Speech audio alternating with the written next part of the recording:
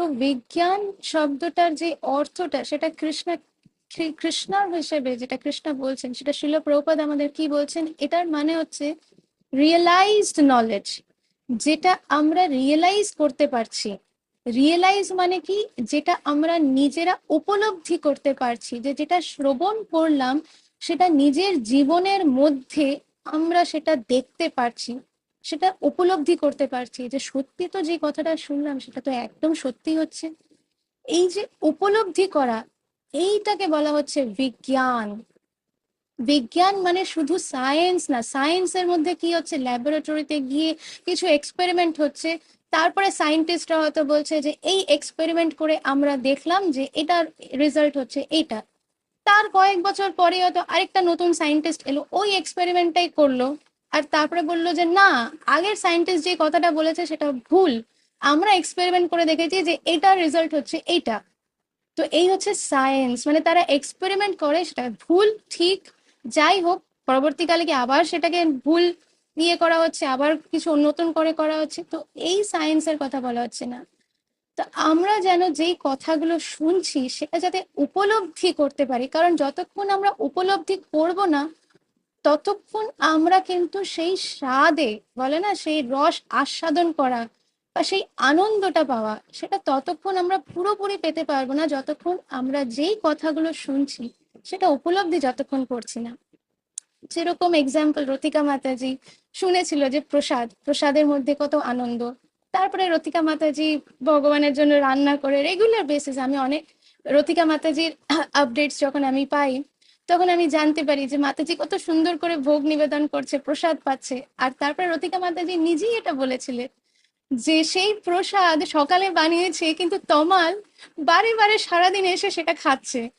তো এইটা হচ্ছে উপলব্ধি করা, যে শুনলাম প্রসাদের একটা আলাদা আনন্দ, আর উপলব্ধি করলাম যে সত্যি সেই প্রসাদে কি আনন্দ, বারে বারে সেই আনন্দটা পাচ্ছি।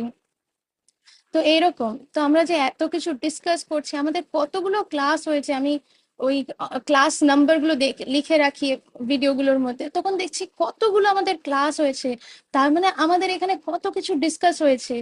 আর যদি আমরা দেখি প্রথম ক্লাসে যখন আমরা সবাই জয়েন করেছিলাম সেই সময় আমরা প্রত্যেকে কোথায় কোথায় ছিলাম, কোন জায়গায় ছিলাম, সেখান থেকে এখন যদি দেখি যে আমরা যে যার, অন্যদের দেখতে হবে না যে অন্য কে কতটা কি করলো, তারা কি পাচ্ছে না পাচ্ছে, তাদের কতটা কি হলো, এইসব আমাদের দেখার দরকার নেই। আমি যদি দেখি যে আরে কৃষ্ণা রিনা মাতাজির সাথে কি রেসিপ্রোকেশন করছে, রিনা মাতাজি এত আনন্দ পাচ্ছে, আমার সাথে কৃষ্ণা এটা করলো, ওরকম করলো না তো, এই যদি আমি কম্পিটিশন করতে যাই তাহলে আনন্দ তো দূরের কথা, আমরা উল্টো দুঃখেই থাকবো না, দুঃখেই থাকবো, কারণ আমরা কম্পিট করছি আরেকজনের সাথে। আর কৃষ্ণা হচ্ছে পার্সোনাল, কৃষ্ণা হচ্ছে প্রচন্ড পজেসিভ।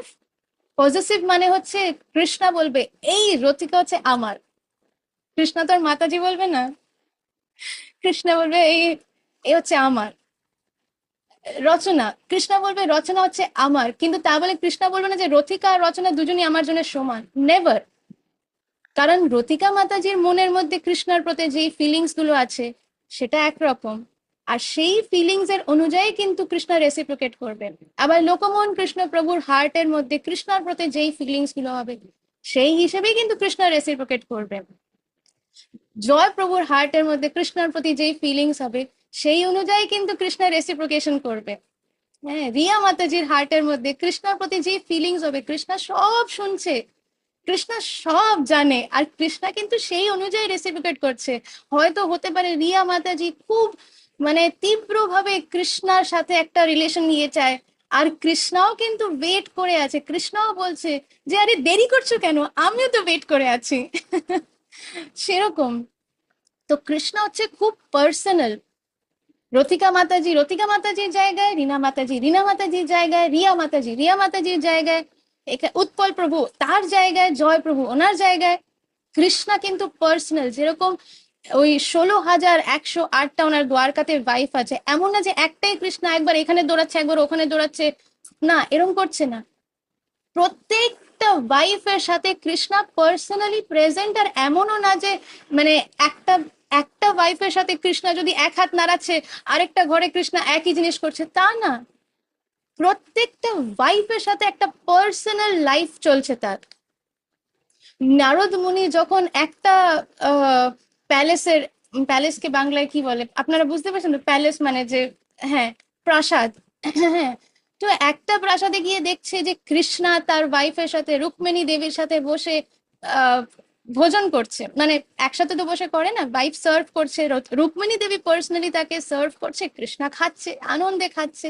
খেতে খেতে রুক্মিণী দেবীর সাথে গল্প করছে, একটু জোকস করছে নিজের ওয়াইফের সাথে। তারপরে নারদ মুনি যায় আরেকটা প্রাসাদে, সেখানে দেখছে সত্যভামার সাথে, সত্যভামা কৃষ্ণাকে নিজের ঘটনা বলছে যে আজকে সকাল থেকে কি হয়েছে, কৃষ্ণা বসে শুনছে।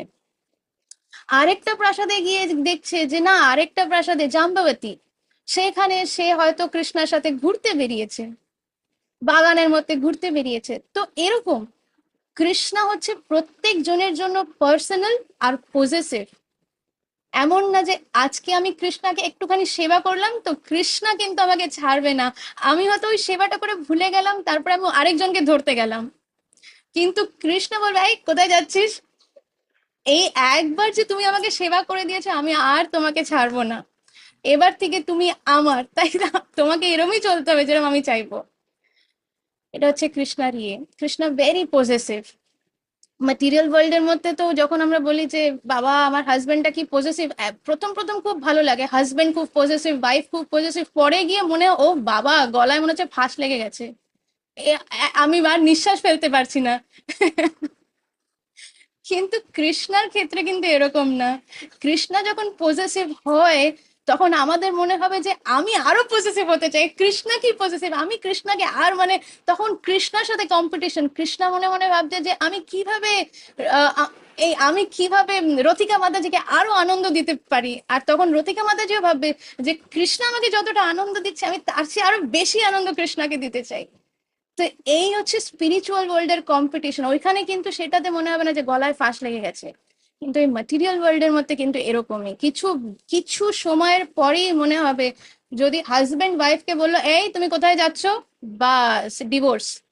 বা ওয়াইফ যদি হাজবেন্ডকে বলে এই তোমার ফোনটা আমাকে দেখো আমি দেখতে চাই তুমি কাদের সাথে কথা বলছো, বাস হাজবেন্ডের একদম পছন্দ হলো না, তুমি কে আমাকে বলবার, বাস হয়ে গেল। এই হচ্ছে ম্যাটেরিয়াল ওয়ার্ল্ড।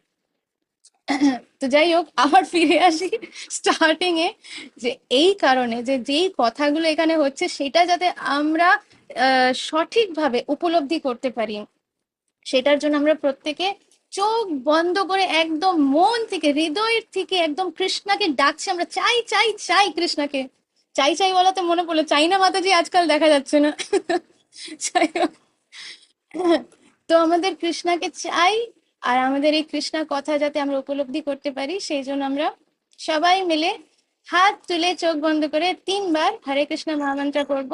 সবাই মিউটে থেকে, নাহলে পরে কি অনেক বেশি ওই ইকো হতে থাকে, তখন কিছুই বোঝা যায় না যে কে চ্যান্ট করছে আর কে লা লা লা লা লা, এসব কিছুই বোঝা যায় না।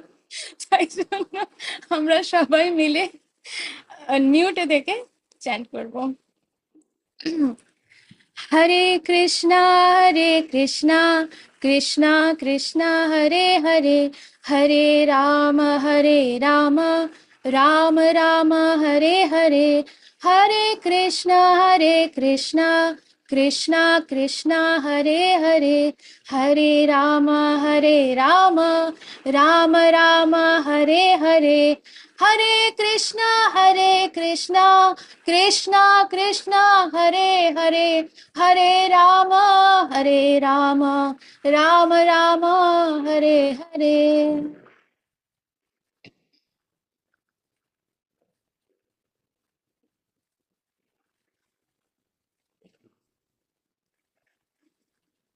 তা আমি আমার স্ক্রিনটা শেয়ার করি। আজকে আমরা চেষ্টা করব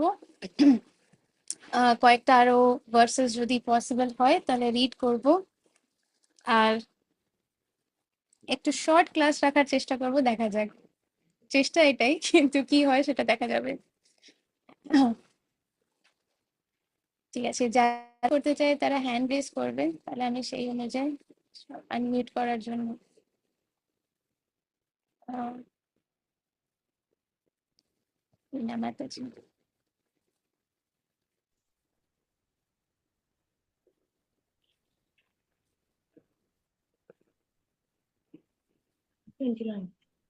হ্যাঁ রেনা মাতাজি, এই যে শ্লোক নাম্বার 29 থেকে, এটা আমরা বোধহয় আগের বারও রিড করেছিলাম, তাও এবার একবার রিড করে নিই। ধন্যবাদ। আমি শ্লোকটা পড়ছি আর তারপরে আপনি ইয়ের থেকে, গীতার গান থেকে রিড করুন।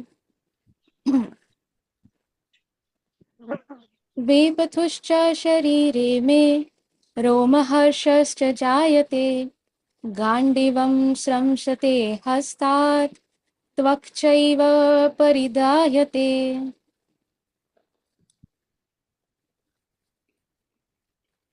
গীতার গান।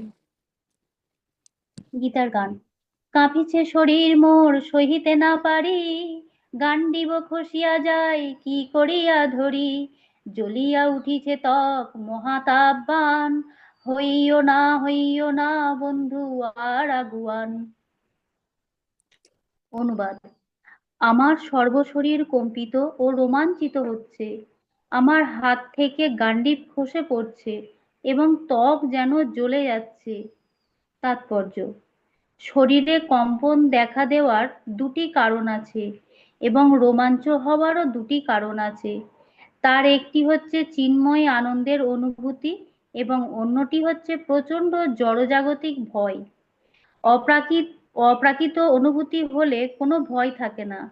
অর্জুনের এই রোমাঞ্চ ও কম্পন অপ্রাকৃত আনন্দের অনুভূতির ফলে নয়, পক্ষান্তরে জড়জাগতিক ভয়ের ফলে। এই ভয়ের উদ্রেক হয়েছিল তাঁর আত্মীয় পরিজনদের প্রাণহানির আশঙ্কার ফলে। তার অন্যান্য লক্ষণ দেখেও আমরা তা স্পষ্টভাবে বুঝতে পারি। অর্জুন এতই অস্থির হয়ে পড়েছিলেন যে তাঁর হাত থেকে গান্ডীব ধনুক খসে পড়েছিল এবং প্রচন্ড দুঃখে তাঁর হৃদয় দগ্ধ হবার ফলে তাঁর ত্বক জ্বলে যাচ্ছিল। এই সমস্ত কিছুরই মূল কারণ হচ্ছে ভয়। অর্জুন এই মনে করে ভীষণভাবে ভীত হয়ে পড়েছিলেন যে তাঁর সমস্ত আত্মীয় স্বজনেরা সেই যুদ্ধে হত হবে এবং এই যে হারাবার ভয়, তারই বাহ্যিক প্রকাশ হচ্ছে দেহের কম্পন, রোমাঞ্চ, মুখ শুকিয়ে যাওয়া, গা জ্বালা করা আদির মাধ্যমে। গভীরভাবে বিবেচনা করলে আমরা দেখতে পাই অর্জুনের এই ভয়ের কারণ হচ্ছে তিনি তার দেহটিকেই তার স্বরূপ বলে মনে করেছিলেন এবং তার দেহের সম্বন্ধে যারা তথাকথিত আত্মীয়, তাদের হারাবার শোকে তিনি মুহ্যমান হয়ে পড়েছিলেন। হরে কৃষ্ণ। নেক্সট ভার্সটা আর কেউ পড়তে চায় তাহলে হ্যান্ড রেজ করতে পারেন, না হলে পরে লীলা মাতাজিকে বলবো কন্টিনিউ করতে। একবার দেখে নিই। আর কার তো হ্যান্ড রেজ দেখছি না, তাহলে মাতাজি আপনি কন্টিনিউ করুন। আমি শ্লোকটা পড়ছি। ন চ न च शक्नोमि अवस्थातुं भ्रमतीव च मे मनः निमित्तानि च पश्यामि विपरीतानि केशव। গীতার গান।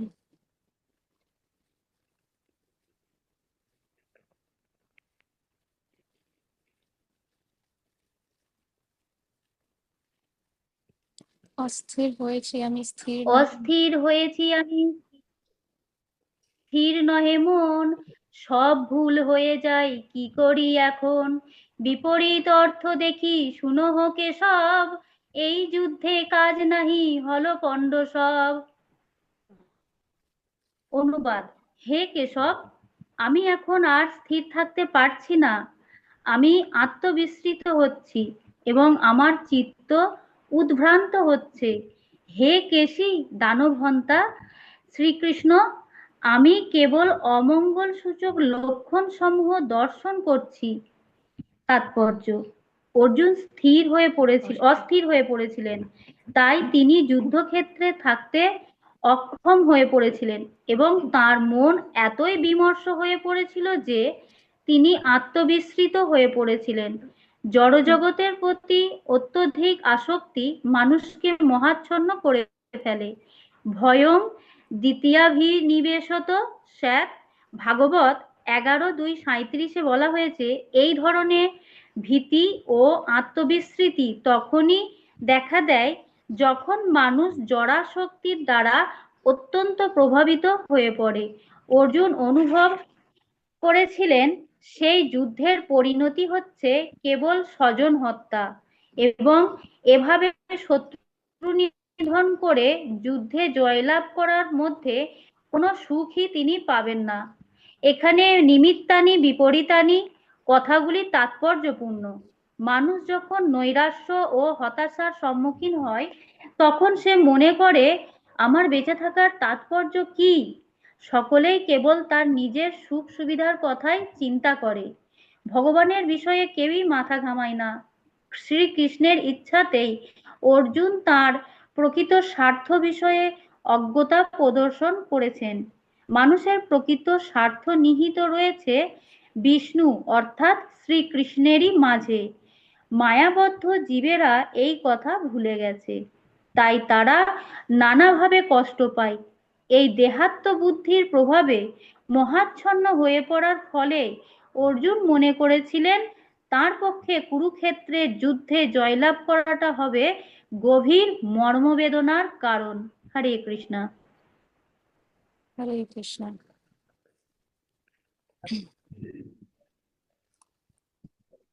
হুম, এই যে আমরা এটা নিয়ে ডিসকাস করেছি যে অর্জুনের কি অবস্থা হয়েছিল, মানে কি অবস্থা হয়েছে এখানে, কিরকম গলা শুকিয়ে যাচ্ছে, তার গা জ্বালা করছে, আর হাত থেকে গান্ডীবধারী অর্জুন তার হাত থেকে সেই যে গান্ডীব এটা পুরো খসে পড়ে যাচ্ছে, আর ওই সময় অর্জুন বসে পড়েছিল। এটা শ্লোকে লেখা নেই, কিন্তু এটা শিল প্রভুপাদ আমাদের আগের তাৎপর্যে শিল প্রভুপাদ এটা বলছেন যে অর্জুন বসে পড়েছে, বসে হাউ হাউ করে কাঁদছে কৃষ্ণার কাছে। তো আমরা ডিসকাস করেছিলাম যে বৈষ্ণবের হৃদয় কিরকম হয়, আর সেই জায়গায় আমরা আমাদের আচার্যরা কিরকম সেটা নিয়ে ডিসকাস করেছিলাম। আজকে আমি আপনাদের একটা আচার্যদের কথা তো আমরা সেদিন ডিসকাস করলাম যে শিল প্রভুপাদ আমাদের গুরু মহারাজ।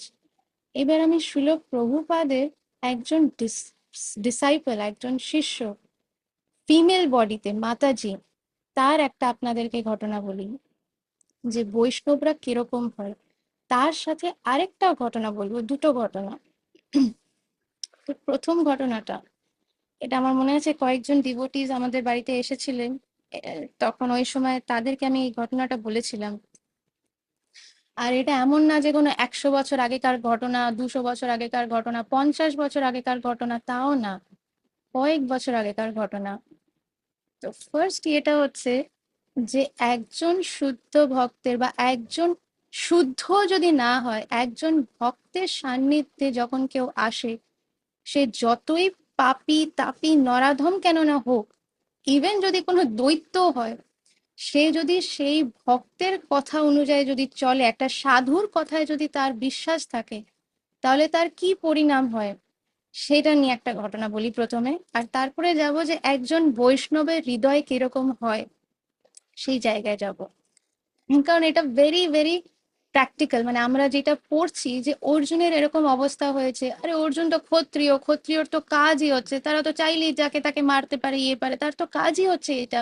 তাহলে অর্জুন হঠাৎ করে এত বেশি হতাশ হয়ে যাচ্ছে, এরকম অবস্থা কেন? কারণ সে হচ্ছে শুধু ক্ষত্রিয় না, সে হচ্ছে একজন বৈষ্ণব। তো বৈষ্ণব কিরকম হয়, সেই জন্য এটা তো অর্জুন, আমরা তো 5,000 বছর আগেকার কথা শুনছি, হয়তো অনেক সময় মনেই হতে পারে যে কি এমন বড় ব্যাপার। তাই জন্য কয়েক বছর আগেকার ঘটনা শোনাচ্ছি। সাউথ আফ্রিকাতে একটা মানে ডিকটেটরশিপের উপরে চলে, তো সাউথ আফ্রিকা বলে একটা দেশ, সেখানে ডিকটেটরশিপ মানে হচ্ছে যে যে চালাচ্ছে দেশটাকে, সে যেরকম বলবে সেরকমই। আমাদের ভারতের মতন না যে আমরা যেরকম কেউ চাইলে আমরা সনাতন ধর্ম ফলো করতে চাই পারি, কেউ চাইলে মুসলিম ধর্ম ফলো করলো, কেউ খ্রিস্টান, যে যার নিজের মতন। ইভেন যারা হিন্দু ধর্ম বলছে নিজেদের হিন্দু, কিন্তু তারা ভগবত গীতাই পড়ে না, যে যার নিজের মন মতন চলে। তো এইসব আমাদের দেশে চলে, কিন্তু এই কিছু কিছু দেশ যেখানে ডিকটেটর, যে সেখানে এসব চলে না। সেখানে সে যেরকম বলেছে এই সময় তোমরা উঠবে, ওই সময় যে উঠবে না তাকে মেরে ফেলবে। এই সময় তোমরা ঘুমাবে, যে ওই সময় ঘুমাবে না তাকে মেরে ফেলবে। এরকমও দেশ আছে, এখনো আছে, এখনো। তো এরম একটা জায়গায় আর্মির একজন পার্সন, তো তার কাজ হচ্ছে যে তার যখন ইচ্ছে সে যার তার বাড়িতে ঢুকে গুলি করে মারা। হ্যাঁ, তখন তার যার যখন ইচ্ছে হলো, ভেবে দেখুন আমরা বাড়িতে বসে আছি, আনন্দ করছি, ইয়ে করছি, হঠাৎ একজন দরজা ভেঙে ঢুকে এসে ঠাস ঠাস ঠাস বাড়ির লোককে মেরে ফেললো। এটা ওই এটা ওইখানে হয়। এরকম মানে আমরা ভেবেও এটা ভাবতেও চাই না, এরকম অবভিয়াসলি হয়তো নাই, কিন্তু আমরা ভাবতেও চাই না, কারণ ভাবলে পরে আমাদের অর্জুনের মতন অবস্থা হয়ে যাবে। হ্যাঁ, ঠান্ডা, গা হাত পা ঠান্ডা পড়ে যাবে। কিরকম এটা চিন্তা ধারণার বাইরে যে একজন ঘরে ঢুকলো আর আমাদের চোখের সামনে ছেলে মেয়ে বাবা মা হাজবেন্ড ওয়াইফ শেষ, আমাকে চোখে দেখতে হলো, লাস্টে আমিও শেষ। তো এরকম সাউথ আফ্রিকাতে তার কাজ হচ্ছে সে যার তার ঘরে ঢুকে তার নিজের লোকজনকে নিয়ে যায়, সে হচ্ছে আর্মির লিডার, সেখানকার লিডার, লোকজনকে নিয়ে যায়, নিজের সোলজার্সদের নিয়ে যায়, আর গিয়ে প্রথমে গুলি করে না, দরজা খুলে প্রথমে বন্দুকটা লাগায়। আর যখন লোকজন সেটা দেখে যখন চিৎকার চেঁচামেচি শুরু করে যে না আমার পরিবারের লোককে মারবেন না, মারবেন না, মারবেন না, আপনি যা বলবেন আমরা করতে রাজি, যা বলবেন, যখন সবাইকে দেখে যে এইভাবে চেঁচামেচি করছে ইয়ে করছে, তখন একজনকে মারলো, একজনকে যখন মারলো রক্ত ছেটাছেটি হয়ে গেল, তখন তো আরো চেঁচামেচি করছে যে ছেড়ে দিন আমার সন্তানটাকে, ছেড়ে দিন সন্তানটাকে, ছোট 3 মাসের শিশু, হয়তো 1 মাসের শিশু, 1 বছরের শিশু। হুম, মাকে সেখানে চুল টেনে নিয়ে আসবে, দেখো দেখো করে বাচ্চাটাকে মায়ের সামনে চোখের সামনে মারলো। এরকম, তো এরকম এই বছরের পর বছর এইটাই হচ্ছে তার কাজ। আর যখন অন্যরা হাহাকার মাচাচ্ছে কান্নাকাটি করছে, এইটা দেখে তার অনেক আনন্দ হতো, এটা দেখে সে মজা পেত। এটা হচ্ছে তার মজার ইয়ে, যে যখন আমি ভেতরে ঢুকবো তখন কিভাবে লোকজন কাঁদছে, কিভাবে লোকজনের রক্ত ছিটছে, এটা দেখে সে মজা পেত। এটা হচ্ছে তার কাজ। এটা আমাদের ভেবে যেরকম গা গুলি ওঠে, তার এটা মজা দিত। তো এরকম অনেক বছরের পর বছর চলছে, এইটাই তার কাজ। এরকমই একদিন একজনের বাড়িতে ঢুকেছে, বলেছে এই সবাইকে গুলি করে মেরে ফেলো। তখন একজনের দিকে বন্দুক পিস্তল দেখিয়েছে, তখন সে বলছে যে আপনি আমাকে মারতেই পারেন, আমার শরীরটা কি আপনি মারতে পারবেন, আমাকে আপনি কিছু করতে পারবেন না। তখন এই কথাটা শুনে সে একদম চমকে গেছে, বলছে যে ওমা, এতদিন এত বছর ধরে আমি এই এক কাজ করে যাচ্ছি, বন্দুক সামনে দেখলে পরেই লোকজন থরথর করে কাঁপতে লাগে, এই এমন কে গুলি দিয়ে একটা বাড়ি মেরেছে, কে এমন তুমি? হ্যাঁ, তোমাকে মারতে পারবো না তার মানে কি বলতে চাইছো তুমি? তুমি মরবে না, আমি তোমাকে গুলি করে মারবো, তুমি মরবে না কেন? তখন বলছে যে ও আপনাকে বুঝিয়ে আহ আপনি এটা বুঝতে পারবেন না। আচ্ছা, আমরা এখানে ছিলাম তো, এইটা না, এটাতে না, আমরা ছিলাম শ্লোক নাম্বার 30, তাই তো? হ্যাঁ, আমরা শ্লোক নাম্বার 30-তে, মানে এখানটায় স্টার্ট করতে হবে। আমি শেয়ারিংটা বন্ধ করছি যাতে সবাইকে দেখতে পারি, নাহলে আমি কাউকে দেখতে পারছি না। হ্যাঁ, তো বলছে তাহলে মানে তোমরা তোমরা তুমি ভাবছো যে তুমি মরবে না, আমি তোমাকে বন্দুক দিয়ে গুলি করে মারবো আর তুমি মরবে না, তাহলে এরা সবাই কি, এরা কি কি হচ্ছে এদের? বলছে আপনাকে বলে আপনি বুঝবেন না, আপনি আপনার কাজ করুন, আপনি গুলি চালান, আপনি মারতে চান তো আমাকে মারুন। তখন এই লোকটা ভাবছে যে এত বছর ধরে এই কাজ করছি, এরকম একটা ইউনিক কেস তো কোনোদিন দেখিনি। এই একে সাইডে রাখো, এ সাইডে আনো, বাকি লোকজনকে মারো এখানে। ঠাস ঠাস ঠাস সবাইকে মেরে ফেললো, লোকটাকে ধরে নিয়ে গেল ক্যাম্পের মধ্যে, টেন্ট বসানো। একে একে আমার ক্যাম্প, একে আমার টেন্টে পাঠাও, আমি এর সাথে অফিসে পাঠাও, আমি কথা বলতে চাই। অফিসে নিয়ে এসেছে, বাকি সবাইকে বলেছে তোমরা সবাই যাও। সবাই গেছে, শুধু এই লোকটা আর এই আর্মির যে লিডার, যে পুরো, বলছে এবার বলো শুনি কি তোমার ইয়ে। তখন বলছে যে যে দেখুন, আপনি তো বুঝতে পারবেন না জিনিসটা, আপনাকে বোঝালে পরেও আপনি এটা বুঝবেন না, তাহলে আপনি সময়, আলটিমেটলি তো আপনি আমাকে মারতেই চান, তাহলে সময় নষ্ট করছেন কেন? বলছে আমি বুঝি না বুঝি তুমি বলো, তোমাকে অত ভাবতে হবে না আমি কি বুঝবো না বুঝবো, তুমি বলো দেখি। আচ্ছা ঠিক আছে। তখন সে আমাদের শিল প্রভুপাদ এই ভগবত গীতা যথাযথতে যা কিছু বুঝিয়েছে, কৃষ্ণা যা কিছু বলেছে, যে আমরা দেহ না, আমরা হচ্ছি আত্মা, দেহনোস্মিন যথা দেহে কৌমারম যৌবনম জরা তথা দেহান্তর প্রাপ্তি ধীরস্তত্র ন মুহ্যতে, এই পুরো ব্যাপারটা বোঝালো তাকে। কয়েক ঘন্টার ব্যাপার, মানে যখন থেকে তাকে এনেছে 4-5 ঘন্টা 6 ঘন্টা যত ঘন্টার ব্যাপার, পুরো জিনিসটা এই লোকটা বলল। আর এই অফিসারটা, এই লিডারটা শুনলো। শোনার পরে প্রায় তখন মাঝরাত বা মাঝরাতের থেকে একটু পরে লোকটা পুরোটা যখন শোনা হয়ে গেল তখন চুপ, সাইলেন্স। কিছুক্ষণ সাইলেন্সের পর লোকটা বাইরে গিয়ে দেখলো সবাই ঘুমিয়ে পড়েছে, আশেপাশে কেউ জেগে নেই, সবাই ঘুমাচ্ছে। তখন তখন এই লোকটা কি করলো, আর্মি অফিসারটা, আর্মি লিডারটা, এই অন্য লোকটা যে একে সব বুঝিয়েছে তার হাতটা ধরলো, তার মুখটা বাঁধলো, তাকে টেনে নিয়ে টেন্টের দিকে বেরিয়ে দৌড় লাগানো শুরু করলো। দৌড়চ্ছে দৌড়চ্ছে দৌড়চ্ছে, ঘন্টার পর ঘন্টা, প্রায় কয়েক ঘন্টা, যতক্ষণ তারা ওই দেশের যে বর্ডার, সেই বর্ডার ক্রস করে অন্য দেশে পৌঁছে গেছে, অন্য একটা জায়গায় কোথাও পৌঁছে গেছে। সেইখান অব্দি সে দৌড়তে দৌড়তে দৌড়তে দৌড়তে গেছে। দৌড়ে গিয়ে মানে অনেক ঘন্টার পর ঘন্টা, প্রায় সকাল হয়ে গেছে, তারা দেশ ক্রস করে গেছে। গিয়ে একটা সময় গিয়ে কোথাও গিয়ে পৌঁছেছে। তারপরে তো অনেক বছর তাদের খোঁজ নেই, দুজনেরই কোনো খোঁজ নেই। তারপরে কয়েক বছর পরে এনাদের দুজনকেই ভক্ত রূপে পাওয়া যায়। ওই যেই ভক্তটা যে পুরো ভগবত গীতা তাকে বুঝিয়েছে, সেইটা শুনে তার হৃদয় পরিবর্তন হয়ে যায়। কারণ একজন শুদ্ধ ভক্তের বাণী যখন আমরা শুনি, আমরা যতই ম্লেচ্ছ ক্যাটাগরির হই না কেন, যদি আমরা একটা শুদ্ধ ভক্তের বাণী যখন শুনছি, সে শ্রবণ করার মাত্রই আমাদের চিত্ত শুদ্ধি হয়। আর যেহেতু উনি পুরো ভগবত গীতার জ্ঞানটা শুনলেন, আর উনি শুধু শোনেননি, যেহেতু উনি ওনার চোখে এত বছরে কোনোদিন দেখেননি যে একজন যার কোনো ভয় নেই, তার মাথার উপরে বন্দুক রাখা হচ্ছে, তার কোনো সত্যি কোনো ভয় নেই, মৃত্যুর ভয় নেই। সবাই আমরা প্রত্যেকে, আমাদের যদি মাথায় কেউ বন্দুক রাখে, যতই আমরা ভক্তি করছি, হ্যাঁ 50 বছর ভক্তি করেছি, শুধু ভেবে দেখুন মাথায় বন্দুক এসে রেখেছে। আচ্ছা, আমাদের মাথায় রাখেনি, আমাদের পরিবারের যাকে আমরা সব থেকে ভালোবাসি তার মাথায় বন্দুক রেখেছে।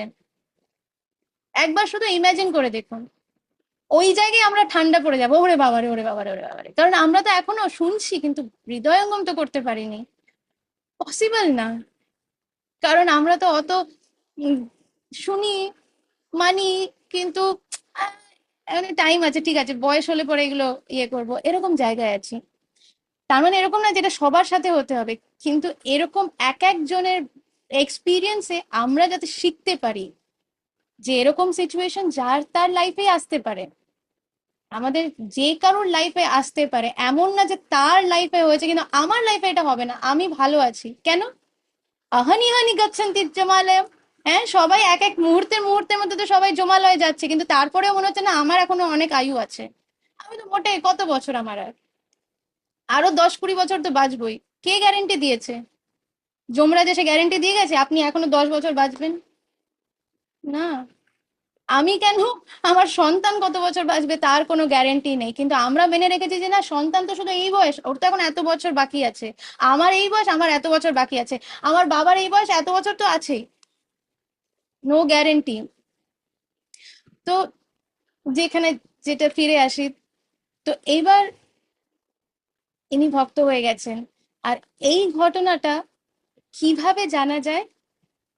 কারণ উনি মায়াপুরে যখন ফুললি ট্রান্সফর্মড একজন মানে শুদ্ধ ভক্ত, এমন লেভেলে চলে গেছেন, উনি সার্ভ করছিলেন একজন সন্ন্যাসী, মানে উনি সন্ন্যাসী হবেন কিছুদিন পরে, ইনি সন্ন্যাস দীক্ষা হবে, মহারাজ হবেন, তাকে সার্ভ করছিলেন ইনি। আর ওই সময় সেই সন্ন্যাসী যিনি হবেন, সে বলছে যে দেখো অনেক মশা, একটুখানি ওই অলআউটটা চালিয়ে দাও। তখন এই যে সবাইকে গুলি করে মারতো, কত শিশুদের মেরেছে, হ্যাঁ, সে বলছে যে যে অল আউটটা না চালালে হয় না, একটা মশারি কিনে টাঙিয়ে দিলে পরে কি মশাগুলো মরবে না, আপনিও মানে ভালোভাবে শুতে পারবেন। তখন সন্ন্যাসী উনি মহারাজ উনি বলছেন যে হ্যাঁ ভালো কথাই বলেছো, ঠিক আছে তাহলে মশারি টাঙাই। তখন ওনাকে এটা এই কথাটাতে উনি খুব মানে প্লিজড হয় যে এরকম তো খুব ভালো ভক্ত, একটা মশাকেও মারতে চাইছেন না, একটা মশার কষ্ট সে সহ্য করতে পারছে না, এত ভালো ভক্ত। তখন তাকে জিজ্ঞেস করে যে তুমি ভক্তিতে কেমন করে এলে? তখন এই ভক্ত বলে যে প্রথমে তো কিছু বলছিলেনই না, বলছে যে না না মহারাজ ওটা জানার মতন কিছু নেই, আমার পাস্ট লাইফ এমন কিছুই নেই, কিছু ব্যাপার না। বলছে না তাও মানে তুমি বলো না। বলছে না না মহারাজ ওটা ছেড়ে দিন। তো এরকম 3-4 দিন প্রথম 3-4 দিন বলেনি নি। ম- যখন সেই মহারাজ যখন মায়াপুর ছেড়ে অন্য জায়গায় প্রচারের জন্য চলে যাচ্ছেন, ওই সময় এই ভক্ত গিয়ে বলে যে মহারাজ আপনি তো অনেকবার জিজ্ঞেস করলেন, আমি বলতে পারছি না। এটার কারণ হচ্ছে যে আমার পাস্ট এত মানে আমি এত জঘন্য কাজ করেছি যে যে শুনবে সে আমার মুখের দিকে আর তাকিয়ে দেখতে চাইবে না। তো বলছে শুনি কি বলো। তখন এই পুরো ঘটনাটা বলে, উনি নিজের মুখে পুরো ঘটনাটা বলে যে আমি এই কাজ করতাম, আমি কত মানে ওই আহ, আহ, ছোট বাচ্চাদের কিভাবে মেরেছি, তাদের বাবা মাকে মেরেছি, বাচ্চারা মানে তারা যখন কাঁদতো সেটাতে আমি আনন্দ পেতাম। কিন্তু এরকম আমার জীবনে পরিবর্তন এইভাবে আসে। সেখান থেকে আমি বেরিয়ে আসি, এসে মায়াপুর ধামে আশ্রয় নিই, ভক্তদের মাঝে শিখি, ভক্তি করা শিখি, সবকিছু শিখি। আর এখন এটাই আমার লাইফ। তো তখন ওই মহারাজ অবাক হয়ে যান যে আগে যে কত বছর কত জনকে কিভাবে মেরেছে, সে এখন একটা মশাকেও মারতে যেতে চায় না।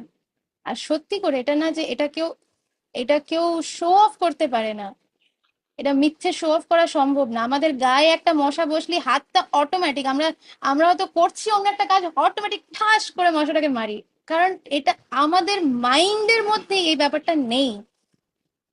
হ্যাঁ, এটা আমি একটা ভক্তের হৃদয় কিরকম হয়, বৈষ্ণবের হার্ট একটা মশাকেও মারতে চায় না, সেই জায়গায় অর্জুন দাঁড়িয়ে আছে যেখানে তার নিজের আত্মীয় স্বজনকে মারতে হবে। আর কিরকম আত্মীয় স্বজন, যে আত্মীয় স্বজনরা মানে ছোটবেলার থেকে তাদেরকে মারার চেষ্টাই করেছে, তাদের বউকে নিয়ে এরকম জঘন্য কাজ করেছে, এইরকম আত্মীয় স্বজন মানে যাদের আত্মীয় স্বজন বলতেও ঘেন্না করে, এরকম লোকজন তাদের প্রতি অর্জুনের এত কম্প্যাশন। এবার আরেকটা ঘটনা বলি, এইটা হচ্ছে যে এই যে শুদ্ধ জ্ঞান, এই যে ভগবানের যে জ্ঞান যখন আমরা একজন শুদ্ধ ভক্তের মানে শিল প্রভুপাদের এই যে আমরা তাৎপর্য পড়ছি সেই মাধ্যমে আমরাও এরকম আস্তে আস্তে শুদ্ধ ভক্ত হয়ে যাব, যদি আমরা শুধু এটা ধরে রাখতে পারি। আমাদের ধরে থাকতে হবে, জিনিসটাকে মানতে হবে, চেষ্টা করতে হবে, তাহলে আমরা শুদ্ধ ভক্ত গ্যারেন্টিড। এক রাতের মধ্যে একজন শুদ্ধ ভক্ত যদি হতে পারে তাহলে আমরা তো এখন আমাদের সময় দিচ্ছি। তার সিচুয়েশন অন্যরকম ছিল, এই জন্য বলে না যে যে যত প্রতিকূল পরিস্থিতিতে থাকে সে তত বেশি তীব্র ভক্তি করতে পারে। আর যার পরিস্থিতি যত খুব ভালো চলছে, আনন্দিত আছি, ভালোইতে আছি, মাঝে মাঝে একটু মশা কামড়ায় সেটাই একটা প্রবলেম, তাছাড়া আমার বিশেষ কোনো ঝামেলা নেই, ঝুট ঝামেলা নেই, তখন কি হয় আমরা ক্যাজুয়াল হয়ে যাই, ওই ক্যাজুয়ালের মধ্যে ক্যাজুয়ালিটি হয়ে যায়। Casual behaviour leads to casualty. Casualty মানে ক্যাজুয়াল বিহেভিয়ার মানে কি, চলছে চলবে হচ্ছে হবে, আমি করছি করতে থাকবো, এক না একদিন হবে, এটা হচ্ছে ক্যাজুয়াল বিহেভিয়ার। আর ক্যাজুয়ালিটি মানে কি, একটা বিশাল বড় দুর্ঘটনা হওয়া। এই দুটো শব্দের অর্থ হচ্ছে এটা, আমি বলছি যে ক্যাজুয়াল বিহেভিয়ার থেকে কিন্তু ক্যাজুয়ালিটি হয়, যে যেই মুহূর্তে আমরা ভাববো যে সব তো ঠিকই চলছে তখনই একটা বড় ঘটনা আসবে। যে যত বেশি প্রতিকূল পরিস্থিতিতে থাকবে আমাদের মনে করা যায় যে এইটাই হচ্ছে ভগবানের বেস্ট সিচুয়েশন আমাকে যেটা দিয়েছে, যাতে আমি ভক্তি তীব্রভাবে করতে পারি, অন্য অন্য রাস্তা খুঁজতে যাতে না বেরোয়, যে না আমার এই অবস্থা হচ্ছে আর কি করা যেতে পারে, ওইটা করলে কেমন হয়, সেটা করলে কেমন, একটা সত্যনারায়ণের পুজো করি, সবাইকে সিন্নি খাওয়ালে পরে হয়তো আমার আরেকটু ভালো ওই কি বলে ওটাকে আহ পাপ আর পুণ্য পুণ্য পুণ্য ওয়ার্ডটাই মনে পড়ছিল না। তো বলে এই সত্যনারায়ণের পুজো করলে পরে আমার একটু পুণ্য হবে। আরে বোকারাম, পুণ্য হলে তো আবার জন্ম নিতে হবে ওই পুণ্য ভোগ করবার জন্য। আর ওই পুণ্যের ফল ভোগ করবার জন্য যখন জন্ম নেব, তখন যে আরো কত পাপ করব, তার জন্য আবার নরকে যেতে হবে, আবার জন্ম নিতে হবে, এই চলতে থাকবে। তাই এই পুণ্য আর পাপ থেকে বেরোতে হবে। ভক্তদের পুণ্য চাই না, পাপও চাই না। তো তো তাই জন্য আমাদেরকে খুব সিরিয়াসলি চেষ্টা করতে হবে। আমি বলছি মানে এমন না যে আমি একদম পারফেক্ট, আমি একজন শুদ্ধ ভক্ত, না। আমি বলছি কারণ এটা হচ্ছে নিজেকে মনে করানো। আর যখন এই সুযোগটা যখন আপনারা দিচ্ছেন, তখন আমার কাজ হচ্ছে সত্যি কথাটা তুলে ধরা। মিথ্যে কথা শুনতে সবার ভালো লাগবে, কিন্তু তাতে কারোর কোনো লাভ হবে না। সত্যি কথা শুনতে অত পয়জনের মতন লাগতে পারে, কিন্তু যদি সেই কথাটা কেউ নিজের হৃদয়ের মধ্যে বসাতে পারে, তাহলে নিঘাত সেই ওষুধের কাজ হবেই হবে। আমি হয়তো এখানে থাকলাম, পড়ে রইলাম, কিন্তু যে এই কথাগুলো হৃদয়ে ধারণ করতে পারবে, সে অবভিয়াসলি ডেফিনেটলি এখান থেকে উদ্ধার পাবে। তাই জন্য আমাদেরকে ক্যাজুয়াল বিহেভিয়ার থেকে বেরোতে হবে, যে না পারছি না, ভালো লাগছে না, আগামীকাল করব, পরশু করব, তরশু করব, নরশু করব, করতে করতে হয়তো যখন নরশুর পর ঘরশু এলো, তখন আমরাই টপকে গেলাম, পটল তুললাম। তাই এই কাল পরশু তরশু নরশু যাতে আমরা না করি, যতটা তাড়াতাড়ি সম্ভব সেটা শুভাস্য শীঘ্রম, শুভ কাজ যাতে আমরা শীঘ্র শুরু করি। অবশ্যই এটা শুভর মধ্যে আসে না, এটা কোনো শুভ কাজে আসে না, এটা স্পিরিচুয়াল অ্যাক্টিভিটিস। শুভ হচ্ছে ওই মানে ম্যাটেরিয়াল, শুভ আর অশুভ হচ্ছে ম্যাটেরিয়াল ওয়ার্ল্ডের জন্য, ভৌতিক জগতের জন্য।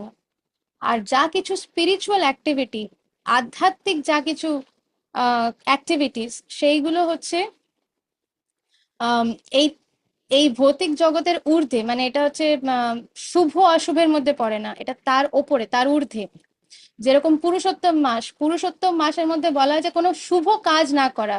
শুভ কাজ কিরকম? যেরকম কোনো নতুন চাকরি শুরু করা, যেরকম কোনো নতুন বিজনেস, বিয়ে বা পৈতে, এই ধরনের কাজ কিন্তু এই পুরুষোত্তম মাসে করা হয় না, অধিক মাসে করা হয় না।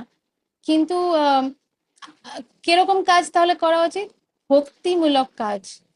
ভক্তি মানে হচ্ছে ভগবান বিষ্ণুর প্রতি, কারণ ভক্তি দেবী, এটা আগে আমরা ডিসকাস করেছিলাম, ভক্তি দেবী হচ্ছে বিষ্ণুর ওয়াইফ।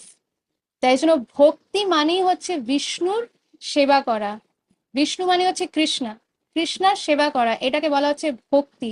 অন্য কোনো দেব দেবীর পূজাকে কিন্তু ভক্তিতে বলা হয় না। আজকাল লোকজন উল্টোপাল্টা ভাবে বলে যে আমি কার্তিকের ভক্ত, বা আমি গণেশের ভক্ত, কিন্তু এই জায়গাগুলোতে কিন্তু ভক্তি ওয়ার্ড, এই শব্দটা ইউজ করা যায় না। কারণ ভক্তির অর্থই হচ্ছে যে আমরা ভগবান বিষ্ণুর আরাধনা করা বা পুজো করা, সেবা করা। তো যাই হোক, তো এটা হচ্ছে প্রথম। এবার দ্বিতীয় ঘটনাটা, শিল প্রভুপাদের একজন ডিসাইপল আহ হর গ্রেস লাদিনী মাতাজি। কারা কারা আপনারা লাদিনী মাতাজির নাম শুনেছেন বা ওনার লাইফের ব্যাপারে জানেন? হ্যান্ড রেজ করবেন। হ্যাঁ, ওকে। হ্যাঁ হ্যাঁ, আপনাদের সাথে ক্লাসও হয়তো শেয়ার করা হয়েছিল অনেক আগে, তাই জন্য। তাছাড়া আর কেউ শুনেছে না? বিনা মাতাজিও জানেন না? আচ্ছা, ওকে। তো শিল প্রভুপাদের লাদিনী মাতাজি একজন খুব, এই লাদিনী মাতাজির সাথে শিল প্রভুপাদের বোধহয় পার্সোনালি সেরকম ভাবে হয়তো দেখাও হয়নি। শিল প্রভুপাদ প্রেজেন্ট ছিলেন ওই সময়, কিন্তু লেটারের মাধ্যমে দীক্ষা দিয়েছিলেন।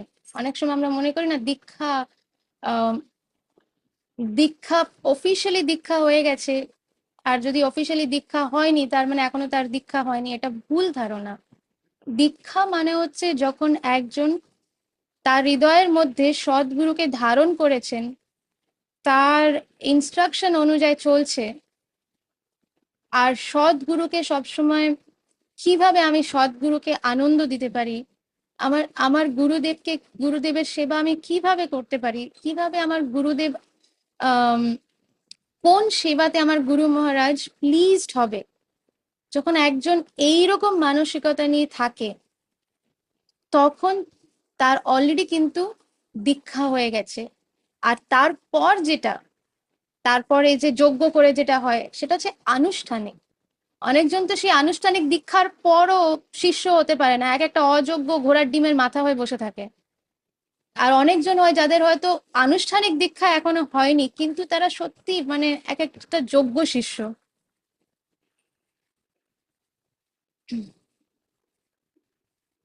তো তো এরকম লাদিনী মাতাজি, উনি হচ্ছেন এরকম শিল প্রভুপাদের একজন শিষ্য। আর যখন শিল প্রভুপাদ জানতে পারে যে উনি কত সুন্দর করে মানে প্রভুপাদের প্রতি তার এত শরণাগতি, তখন শিল প্রভুপাদ ওনাকে চিঠির মাধ্যমে বিডস পাঠায়, মানে জপ বিডস, যেখানে শিল প্রভুপাদ নিজে জপ করে, আর জপ করে সেই সেই জপমালা পাঠিয়ে দেন। লেটারের চিঠির মাধ্যমে ওনার নাম ওনাকে দেওয়া হয়। ইনি হচ্ছেন আমেরিকাতে জন্ম। হুম। আমেরিকাতে ডেট্রয়েট বলে একটা শহর আছে, সেইখানে ওনার জন্ম। তো সেই জায়গায় উনি বড় হয়েছেন। তো এবার ওইখান থেকে প্রথমে তো উনি ছিলেন মানে ওনাকে মানে ওনার যখন বিয়ে হয়, তো বিয়ে হয়ে ওনার হাজবেন্ড ওনাকে একটা জায়গায় নিয়ে যায়, যেটা যেটা হচ্ছে ওয়েস্ট ভার্জিনিয়া, ওটাও ইউএসএ তে, আমেরিকাতে, I mean United States of আমেরিকার মধ্যেই ওয়েস্ট ভার্জিনিয়া বলে একটা জায়গা, যেটা যেখানে মানে একটা মন্দির তখন তৈরি হচ্ছে, ইসকনের মন্দির তৈরি হচ্ছে, সেটাকে নাম দেওয়া হয়েছে, শিল প্রভুপাদ বলেছেন এটা হচ্ছে নিউ বৃন্দাবন। ওই ধামের নাম হচ্ছে নিউ বৃন্দাবন। শিল প্রভুপাদ বলেছেন যে এই জায়গাটা হচ্ছে অভিন্ন, বৃন্দাবন থেকে অভিন্ন। তো খুব সুন্দর। সেখানে সেখানে মানে ময়ূর আছে, কোথা থেকে যে এসব কিছু এসেছে কেউ জানে না, সাদা ময়ূর একেবারে হোয়াইট পিকক। আর সেখানে যদি কেউ হরে কৃষ্ণ বলে, সেই ময়ূর পাখনা তুলে দেয়। এখনো আমিও করেছি, মানে হরে কৃষ্ণ বললে পরেই ময়ূরগুলো পাখনা তুলে দেয়। তো এগুলো কাউকে এগুলো তাদেরকে শেখানো হয়নি, যেই কারণে প্রভুপাদ শুদ্ধ ভক্তরা তো সবকিছু জানে, ওনারা সব জানে, তাই জন্য শিল প্রভুপাদ জানতেন যে এইটা একটা দিব্য জায়গা। সেই জন্য সেই জায়গার নাম হচ্ছে নিউ বৃন্দাবন। তো সেইখানে এরকম তো যাই হোক, এটা হচ্ছে অনেক বছর আগে, অনেক বছর বলতে আহ 20 বছর এরকম, 25 ইয়ার্স হয়তো হবে, আমি আন্দাজ করছি, ভুলও হতে পারি। তো যাই হোক, সেখানে উনি প্রথমে সার্ভ করা শুরু করেন ওনার হাজবেন্ডের সাথে, সেই মন্দিরের ইয়ে অন্য ভক্তদেরকে হেল্প করেন, ইয়ে করেন। কিন্তু যেটা হয় যে ওই সময় ওনার হাজবেন্ড ওনাকে ছেড়ে চলে যায়, বলে যে না তুমি সেবা করো, আমি অন্য সেবা কিছু করতে যাব। তো তখন উনি অন্য ওনার হাজবেন্ড অন্য জায়গায় চলে যান সেবা করতে, আর মাতাজি তখন একা সার্ভ করছে। তো ওই সময় মাতাজিকে এমন একটা সেবা দেওয়া হয়, আর ওই জায়গায় যারা যারা জানেন না যে আমেরিকাতে এরকম অনেক জায়গা আছে যেখানে অনেক বরফ পড়ে, আর অনেক মানে প্রায় 6 মাস হয়তো কোনো মানে বরফ ছাড়া কিছু দেখা যায় না, কোনো সেখানে কোনো শুধু বরফই দেখা যায়। ইভেন কোনো যদি ওই লেক বা পন্ড যদি থাকে, তাহলে সেগুলো পুরো বরফ হয়ে যায়। তো এমন সময় এই মাতাজি ওইখানে একা সেবা করছে, কেউ নেই ওই জায়গায়, সেখানে একা সেবা করছে। সেখানে আম, ওনার যদি মানে ওনার যদি জল ভরতে হয়, তখন উনি কি করতেন, ওই অ্যাক্স নিয়ে যেতেন, সেখানে গিয়ে ওই যে লেক, যেটা পুকুর বা যাই বলে ওটাকে, সেটাকে ওই অ্যাক্স দিয়ে ভাঙতেন নিজে, একজন মাতাজি। আর ওনার কত বয়স, হয়তো 19, 18, 19, 18-19 বছর বয়স তখন ওনার। হ্যাঁ, এই ইমন ইন্দিরা এদের আশেপাশের বয়সী। তো ওই দিয়ে ভাঙতেন, ভেঙে জল ভরে আনতেন, কাঠ নিজে কেটে আনতেন, কারণ আগুন জ্বালানোর জন্য কাঠ নিজে কেটে আনতেন। যদি সবজি টবজি কিছু যদি কেনাকাটি করতে হয়, সপ্তাহে একদিন যেতেন। আর সেটা ওনাকে অনেকটা মানে পাহাড় থেকে নেমে কেনাকাটি করে নিয়ে এসে ভগবানের জন্য রান্না করা, কারণ ওনাকে সেবার দেওয়া হয়েছে, আর উনি এত সেবা করেন, ওনার এত নিষ্ঠা। আর এইগুলো কিন্তু কেউ শিলা প্রভুপাদকে জানায়নি যে উনি যে এইভাবে সেবা করে যাচ্ছেন।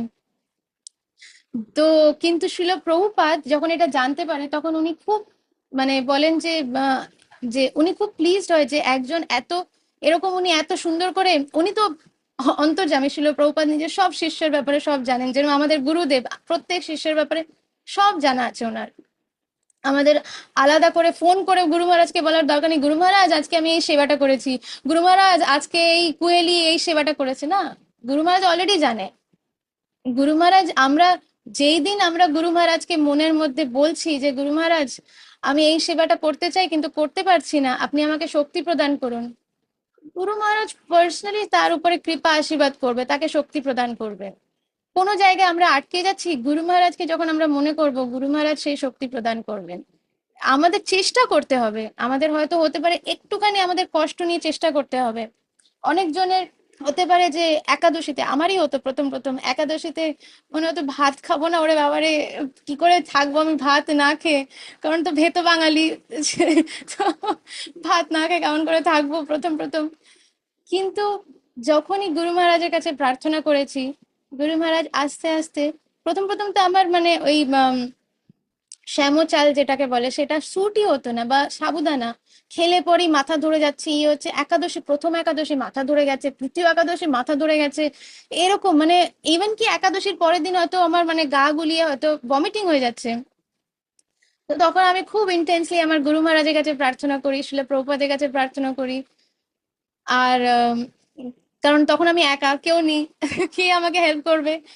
তো এরকম সময় যখন প্রার্থনা করি, কাউকে কিছু বলিও নি, সেই প্রার্থনার মাধ্যমে এরকম হয় যে কিছু কিছু ডিভোটিসরা এসে আমাকে বিভিন্ন প্রকারের রেসিপিস ইয়ে দিয়ে বলে যায় যে তুমি এইভাবে ই করো ওই করো, কাউকে আমি কিছু বলিনি, এরা কোথার থেকে সবাই এসে আমাকে বলে যাচ্ছে এইগুলো। বা কেউ হয়তো কোথাও একটা কিছু ভিডিও পোস্ট করলো, সেটা হয়তো হঠাৎ আমার চোখে পড়লো।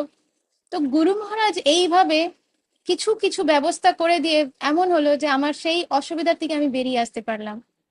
আমাদের শুধু বিশ্বাস রাখতে হবে গুরু মহারাজের প্রতি, আর চেষ্টা করতে হবে, তাহলে সব আস্তে আস্তে সব গুরু মহারাজ রাস্তা করে দেবে। এমন না যে আজকে বললাম আর আজকেই সলিউশন, একটু তো পরীক্ষা দিতে হবে।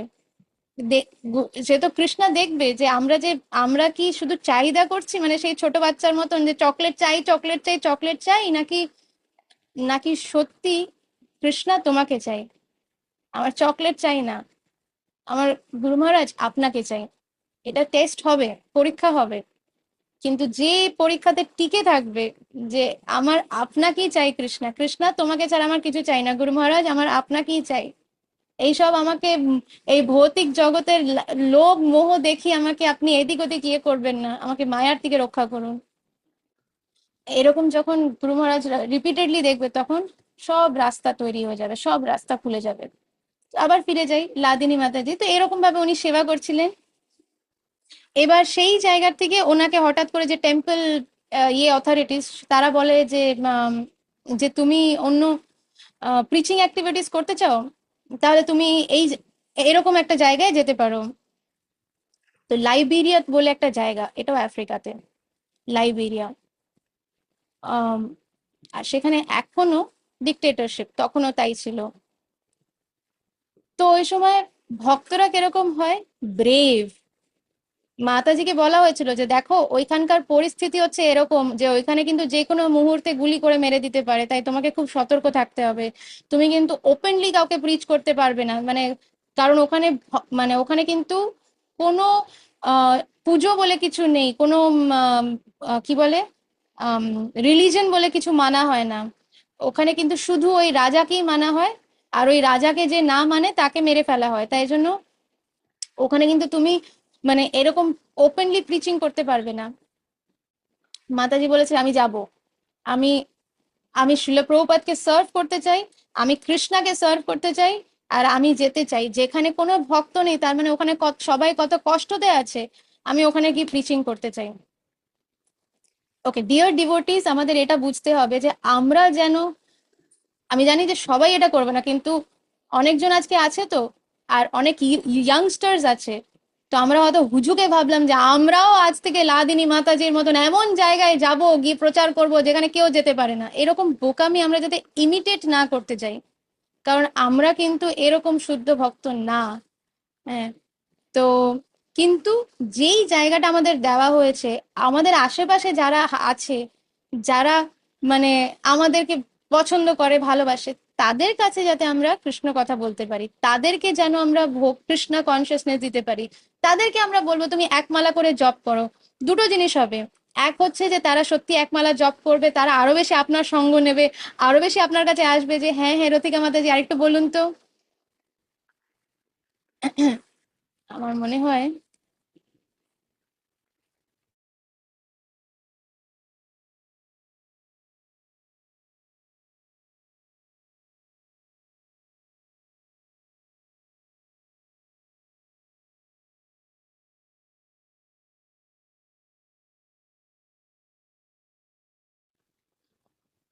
আমার মনে হয় মাঝখানে আমার ইয়েটা হ্যাং হয়ে গেছিল, তাই না? হ্যাঁ, এবার শোনা যাচ্ছে ক্লিয়ারলি? হুম। আমার নেটওয়ার্কে আবার প্রবলেম হচ্ছে।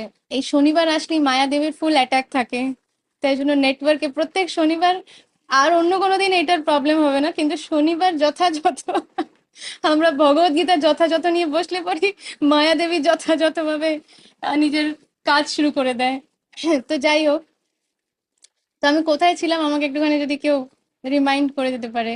আমি কোনটা লাস্ট কি বললাম? কেউ যদি হ্যান্ড রেজ করে একটুখানি ধরিয়ে দিতে পারে যে আমি কোন জায়গায় ছিলাম।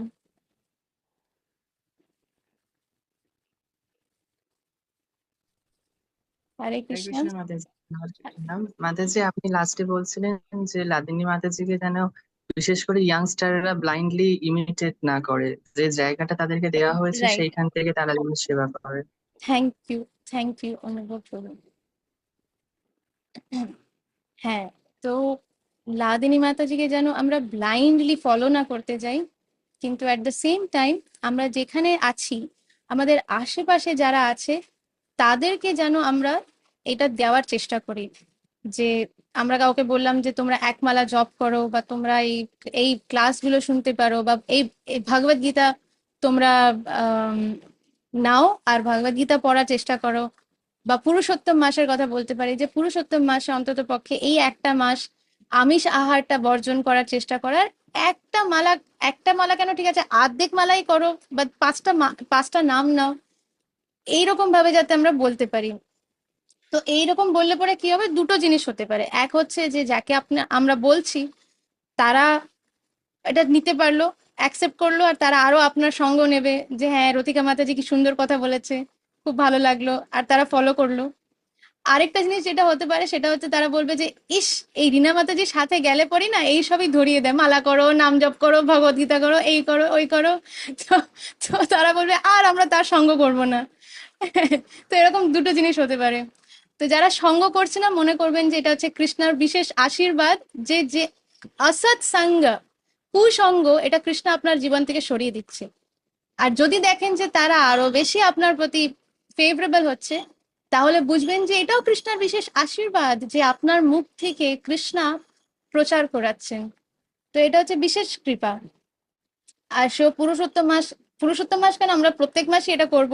পুরুষোত্তম মাসে এই একবার করলে পরে এটার 1000 গুণ লাভ। মানে যদি কেউ শুধু এই যে আমরা 3বার হরে কৃষ্ণ মহামন্ত্র বললাম, এটাই যখন আগামীকাল, আজকে 3বার বললাম, তার 3বার আমরা স্বীকৃতি লাভ করলাম।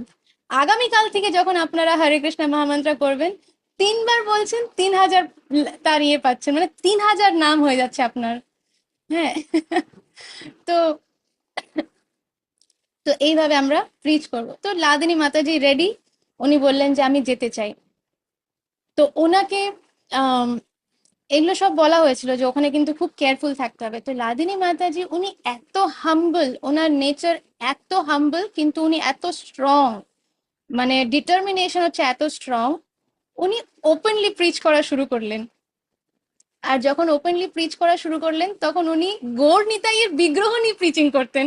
শুধু নিজে একা রাস্তায় যেতেন না, গৌর নিতাইয়ের বিগ্রহ নিয়ে। তো ওনাকে যথাযথভাবে পুলিশ ধরেছে ওখানে। পুলিশ যখন ধরেছে, তখন বলছে যে কি করছো তুমি? তখন বলছে যে তুমি দেখছো না, এই this great personalities, he is Nityananda and is Gauranga Mahaprabhu, এরা গ্রেট পার্সোনালিটিস, দেখছো না এরা বেরিয়েছে তোমার, মানে তাদের মিশনে। বলছে, তখন পুলিশ দেখছে দুটো কাঠের পুতুলকে বলছে গ্রেট পার্সোনালিটিস, মেয়েটা মানে পাগল। বলছে যে কার কথা বলছো? তখন লাদিনী মাতাজি বলছে যে তুমি বুঝতে পারছো না আমি কার কথা বলছি? তুমি দেখতে পারছো না এনারা দুজনে দাঁড়িয়ে আছে এখানে, নিত্যানন্দ প্রভু and গৌরাঙ্গ মহাপ্রভু। আমরা বেরিয়েছি সবাইকে ভগবানের কথা বলবো বলে। বলছে আমরা মানে কে, তোমার সাথে আর কে আছে? তখন লাদেনী মাতাজি বলছে, আমরা তিনজনই আছি, আর কে থাকবে আমার সাথে? তখন পুলিশ নিচের মাথায় হাত দিয়ে বলছে, একে কি জেলে ঢোকাবো, এ তো একটা পাগল, একে ছেড়ে দাও, ছেড়ে দাও, যেতে দাও একে।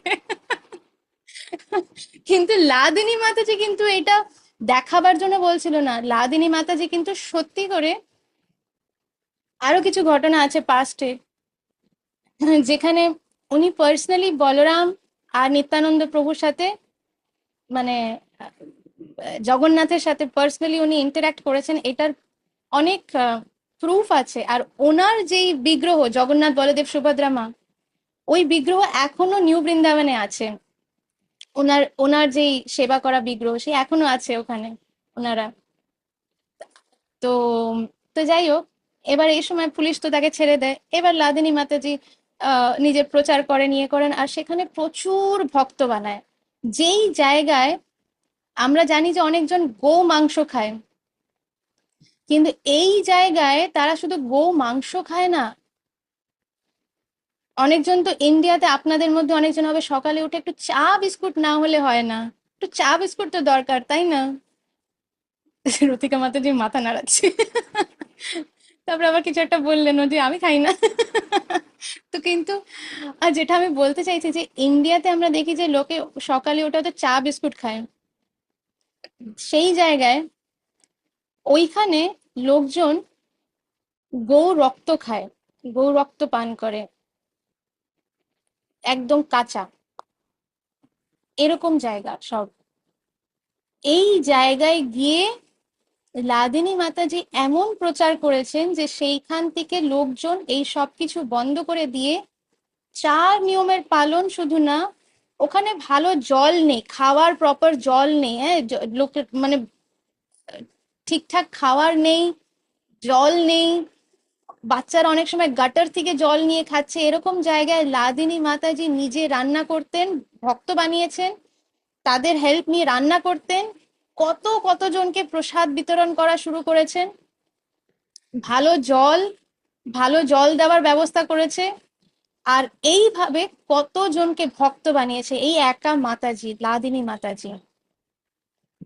আর তারপর আম, একটা ছোট্ট করে মন্দির নির্মাণ শুরু করেছে, যেখানে ডিক্টেটরশিপ, যেখানে মানে প্রচার তো দূরের কথা, ভগবানের কথা বলা দূরের কথা, সেই জায়গায় একটা ছোট ঘর বানিয়েছে যেখানে সব ভক্তরা আসবে, ভগবানের কথা শ্রবণ করবে। ভক্ত বলতে কিন্তু ভারতীয়দের কথা হচ্ছে না, ওইখানের আফ্রিকানদের কথা বলা হচ্ছে। সেখানে লাদিনী মাতাজি এরম ইয়ে করেছে, তার মধ্যে থেকে একজন। আর এবার ওখানকার যে রাজা, সে কিন্তু এই মাতাজিকে মানে সাপোর্ট করতো, কোনো মানে যেহেতু এই মাতাজির এত বিনম্র স্বভাব, এত ভালো স্বভাব, তাকে কিন্তু সাপোর্ট করতো, মানে কোনোদিন কিছু ইয়ে করেনি, আটকায়নি, দেখছে যে না তার তো দেশের ভালোই হচ্ছে, লোকজন খেতে পারছে, জল পাচ্ছে, তাই জন্য তাকে সাপোর্ট করতো।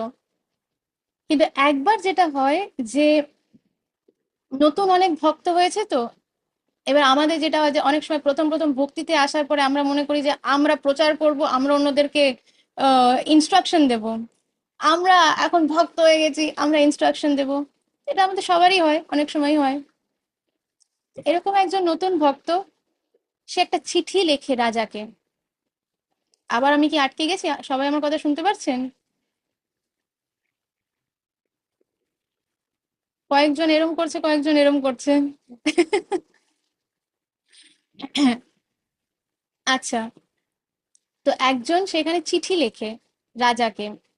হ্যাঁ, সেই রাজাকে চিঠি লিখে বলে, সেই রাজাকে চিঠি লিখে বলে যে তুমি তো আম, ভালোই ইয়ে করছো সবাইকে। অ্যাকচুয়ালি কিন্তু সেই রাজা একেবারেই ভালো করে তার প্রজাকে টেক কেয়ার করতো না, সেই রাজাও ওরকমই, যখন তখন যাকে তাকে গিয়ে মেরে ফেলতো। কিন্তু লিখতে হয়, লিখেছে মানে, এরকম তো লেখা যায় না যে তুমি কি এরকম একটা রাজা সবাইকে মেরে ফেলছো, এটা তো আর বলা যায় না, তাই লিখেছে। কেউ না, একটা নতুন ভক্ত কেউ চিঠি লিখেছে রাজাকে যে তুমি তো ভালো করেই করছো, কিন্তু তুমি নিজের লোকজনকে তো মারছো, এটা কেন করছো তুমি? তার থেকে ভালো তুমি এই ভগবত গীতার জ্ঞানটা বোঝার চেষ্টা করো। এরকম কিছু একটা চিঠিতে লিখে পাঠিয়েছে। সেই রাজা যখন ওই চিঠিটা পড়ে, তার লোকজনকে ডাকে, বলে ওখানে যাও, সবাইকে ধরো আর গুলি করে মেরে ফেলো। তো কারণ সেই রাজা হচ্ছে একটা হিরণ্যকশ্যপুর থেকেও, মানে হিরণ্যকশ্যপুর আরেক ফর্ম, সেই রাজা এখনো আছে।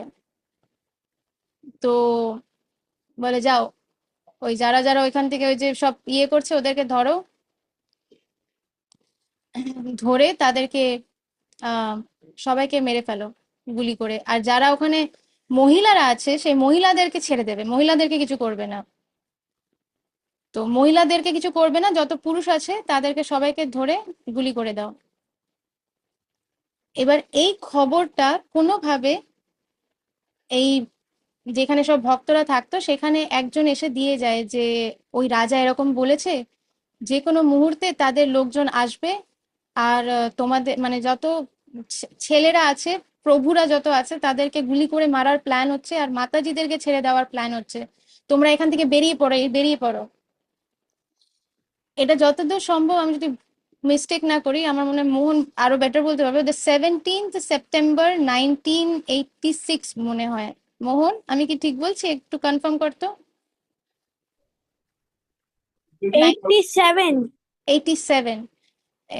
তো 1987, হ্যাঁ, 17 সেপ্টেম্বর 1987 এই দিনকে রাত্রিবেলা মাঝরাতে খবর নিয়ে এসেছে যে তোমরা সবাই এখান থেকে পালানোর চেষ্টা করো, রাজার লোক এখনই আসছে। তো তো তখন ওরা মানে পালানোর ব্যবস্থা করছে, ইয়ে করছে। আর যত ছেলেরা ছিল তারা মহিলাদের বলছে যে তোমরা বেরিয়ে যাও, তোমরা আগে বেরিয়ে যাও এখান থেকে, বাচ্চাদের নিয়ে তোমরা এখান থেকে বেরিয়ে যাও।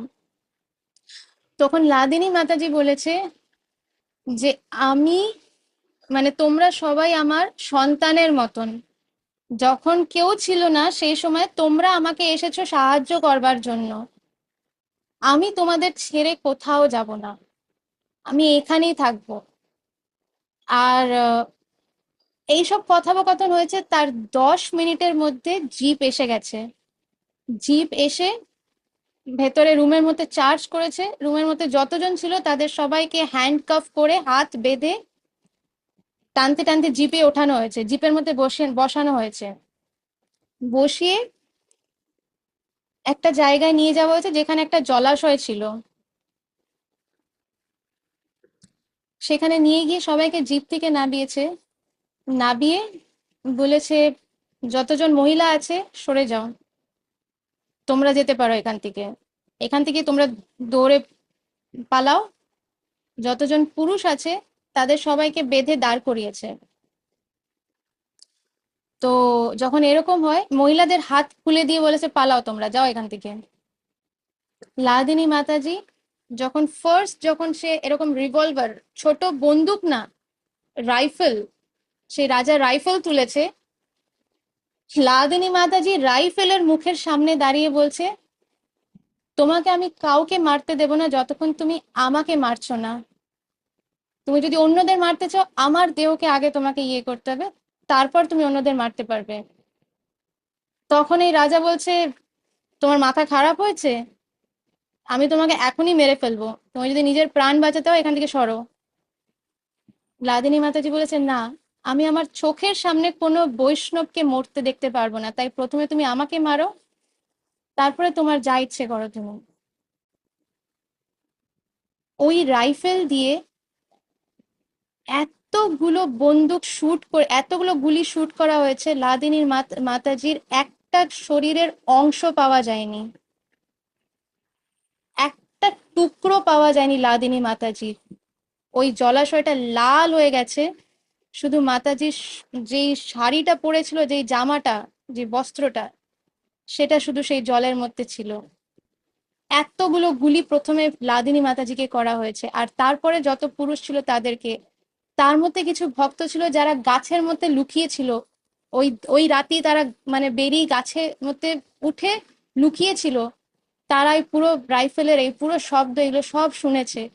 যখন ওইখান থেকে ক্লিয়ার হয়ে যায় সব কটা, পুরো আর্মি যখন ক্লিয়ার হয়ে যায়, তখন এরা গাছ থেকে নেমে এসে দেখে লাদিনীর মাতাজির শাড়ি, বস্ত্র সেই জলের মধ্যে, তার একটা শরীরের অংশ ছিল না, একটা পার্ট বাকি নেই। এই হচ্ছে একটা বৈষ্ণব। একটা শুদ্ধ ভক্তের কিরকম মাইন্ড। অনেকজন বলে না যে তোমরা কি করো, তোমরা তো ভিতর দিন সারাক্ষণ এই জপমালা। আমাকেই অনেকজন বলেছে, আমি এই জন্য এটা জানি, অনেকজন আমাকেও বলেছে যে সারাক্ষণ এই জপমালা নিয়ে তোমার কি মনে হয় কৃষ্ণ তোমাকে ইয়ে করবে? এবার অনেকজন প্রশ্ন করতে পারে যে এটা কেন হলো, কৃষ্ণ কেন রক্ষা করলো না? প্রহ্লাদকে তো নৃসিংহদেব এসে রক্ষা করেছে। যখন লাদিনী মাতাজিকে শুট করা হবে, ফার্স্ট বন্দুক যখন চালানো হয়েছে, লাদিনী মাতাজি জোরে হেসে বলেছে হরে কৃষ্ণা, আর ওই মুহূর্তেই দেহ রেখে দিয়েছে। তারপরে যত বন্দুক চলেছে তো দেহর উপরে চলেছে। লাদিনী মাতাজির মুখে একটা ভয় ছিল না, আর ইনফ্যাক্ট মুখে এমন হাসি ছিল যেটা সবাই দেখেছে, কারণ উনি সাক্ষাৎ কৃষ্ণাকে দেখতে পেরেছেন, কৃষ্ণ এসে ওনাকে নিয়ে গেছেন। ওই ব্রাহ্মণটার কথা মনে আছে যাকে জগন্নাথ বলেছিল যে একে ওই 5 জনকে মারতে দাও? মনে আছে সবার? আমি একটু দেখতে চাই, সবাই একটু হ্যান্ড রেজ করে বলুন যে কার কার মনে আছে এই যে ঘটনাটা বলেছিলাম, যে জগন্নাথ আর ব্রাহ্মণের। আমার মনে হয় ওই ক্লাসে অনেকজন হয়তো ছিল না, তাই জন্য। তো ওই ক্লাসটা যদি কেউ খুঁজে বের করতে পারে, রিনা মাতাজি বা রতিকা মাতাজি বা কেউ যদি, জয়প্রভু, কেউ যদি ক্লাসটা খুঁজে বের করতে পারে, কুহেলি, যারা যারা মানে আর কি, ওই ক্লাসটা খুঁজে গ্রুপে আপনারা শেয়ার করবেন। জগন্নাথের ওই ঘটনাটা, যে ভগবান এমন না যে তার ভক্তকে রক্ষা করছে না। হিরণ্যকশ্যপু যখন প্রহ্লাদের উপরে এত অত্যাচার করছিল, নৃসিংহদেব প্রথমেই চলে আসেনি। প্রথম তার উপরে প্রথম অ্যাটাক করেছে আর নৃসিংহদেব চলে এসেছে, তা কিন্তু হয়নি। কিন্তু अगेन एंड अगेन প্রহ্লাদ কি করেছে, কন্টিনিউ করেছে যে রাখো বি মারো বি যো ইচ্ছা তোহার, নিত্য দাস প্রতি তুয়া অধিকার। কৃষ্ণ তুমি আমাকে মারতে চাও, রাখতে চাও, যা দিতে চাও, যা করতে চাও করো, আমি তোমার নিত্য দাস। আমি জানি যে তুমি আমার সব থেকে বেস্ট ওয়েল উইশার, তুমি যেটা আমার জন্য করবে এর থেকে বেটার আর কেউ আমার জন্য কিছু করতে পারে না। কারণ কেউ জানি না, তোমাকে ছাড়া আর কেউ জানেই না যে আমার জন্য কোনটা ঠিক আর কোনটা ভুল, কোনটা ভালো কোনটা খারাপ। বাদ বাকি জন তো শুধু আপাতত দৃষ্টিতে দেখছে, তারা কিছুই বোঝে না, আমরা সবাই একই লেভেলে, সব মূর্খ, কেউ কিছু জানে না। কিন্তু কৃষ্ণা জানে যে আমি আমার বিগত বহু বহু জন্মে যে কি কি করে এসেছি সেটাকে একটা ছোট্ট বুলেটের মধ্যে দিয়ে দিয়ে দেয়, একটা ছোট্ট ইয়ের মধ্যে দিয়ে, ট্যাবলেটের মধ্যে দিয়ে কৃষ্ণ আমাদেরকে দেয়। কিন্তু যখন ওই ট্যাবলেটটা দেয় তখন আমাদের কি মনে হয়, ভগবান, ভগবান কি আদৌ আছে? অনেক ভক্তদেরও এরকম হয় যে হয়তো অনেক বছর ভক্তি করেছে, তার হয়তো সন্তান মারা গেছে, সে ভক্তি ছেড়ে দিল, যে আমার সন্তানের সাথে এরকম হলো, আমি এত বছর ভক্তি করলাম আর আমার সন্তান এরকম মরে গেল, ভক্তি ছেড়ে দিয়েছে। কিন্তু আবার কিছু বছর পরে তারা রিয়েলাইজ করেছে যে তারা কত বড় ভুল করেছে, তারা এটা রিয়েলাইজ করেছে তারা কত বড় ভুল করেছে, আর তখন তারা আবার ভক্তিতে ফিরে আসে।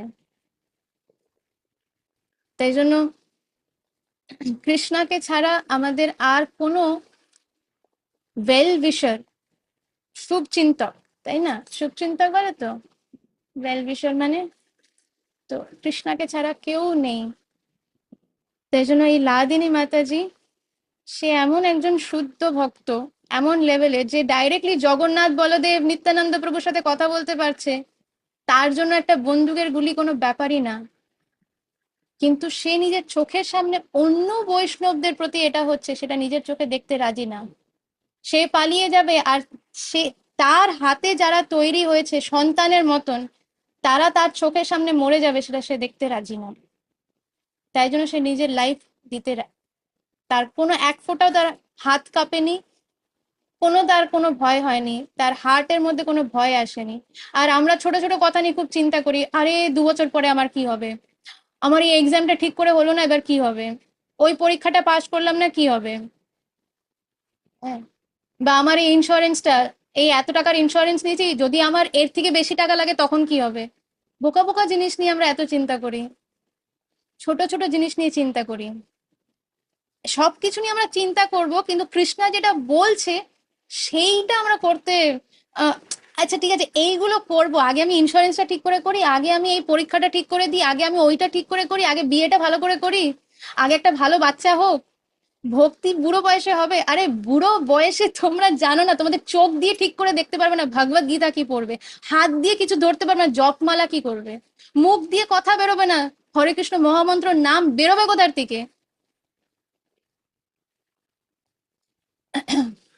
তো এখানে এই অর্জুনের কেস, এই জায়গা হচ্ছে এমন জায়গা যেখানে অর্জুনকে মারতে হবে বলে তার গান্ডিব খসে পড়ে যাচ্ছে, সে হাউ হাউ করে কাঁদছে, তার গলা শুকিয়ে যাচ্ছে, মুখ শুকিয়ে যাচ্ছে, গা জ্বালা করছে।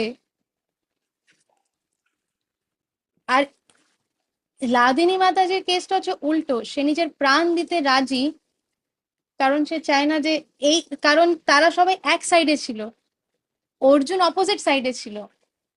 এই ডিফারেন্ট ঘটনা দিয়ে তারপরে ওই প্রভুর কথা যার কথা বললাম, যে আগে নিজেই কাজ করতেন কিন্তু তারপরে একটা মশা মারতেও রাজি না, একটা মশা যে কষ্ট পাবে সেটাও তার, সেটাতেই তার গায়ে ইয়ে হচ্ছে। তো আমরা যদি হতে চাই তাহলে আমরা চেষ্টা করি যে এরকম মানে এরকম ভক্তদেরকে মাইন্ডে রেখে, শিল প্রভুপাদ, আমি আগের বারও বলেছি, শিল প্রভুপাদ আমাদের গুরু মহারাজ, ইভেন বর্তমান অন্য গুরুবর্গরা, তারা কত কষ্ট সহ্য করছে শুধু আমাদের জন্য, এখানে আমাদের জন্য। রিয়েলি গুরু মহারাজের কোনো দরকার নেই এরকম একটা বডিকে মেনটেন করে আলাদা আলাদা জায়গায় ট্রাভেল করে প্রচার করবার, কোনো দরকার নেই। কিন্তু স্টিল সে করছে, কারণ সে জানে যে আমরা যেরকম কয়েক বছর আগে ছটপট করছিলাম, আমি নিজের কথাই বলি, আপনাদের কথা আমি জানি না, আমি যেরকম কয়েক বছর আগে ছটপট করছিলাম, যদি আমার লাইফে শিল প্রভুপাদ গুরু মহারাজ আর বৈষ্ণবরা যদি না আসতেন, তাদের বোনাফাইড রিপ্রেজেন্টেটিভ যদি না আসতেন, তাহলে আমার যে কি হতো আমি জানি না, আমি যে নিজে কোথায় থাকতাম আমি জানি না। তাই জন্য আমি অন্যদের কথা কি বলবো, আমি নিজের এক্সাম্পলে আমি জানি যে যার লাইফে যে শিল প্রভুপাদকে এন্ট্রি দিয়েছে, নিজের লাইফে যে গুরু মহারাজকে এন্ট্রি দিয়েছে, এন্ট্রি দিয়েছে মানে শুধু একটা ছবি লাগিয়ে রাখলাম সেটা না, সেরকম এন্ট্রি না, তাও ওটা বেটার দেন কিছুই না লাগানো, কোনো এন্ট্রি না দেওয়ার থেকে ছবি লাগানো তাও বেটার, যে ছবি লাগালাম অন্তত, কারণ শুদ্ধ ভক্তের প্রেজেন্সই হচ্ছে এত পাওয়ারফুল। যে এন্ট্রি দিয়েছে তার ভাগ্যের ইয়ে খুলে গেছে,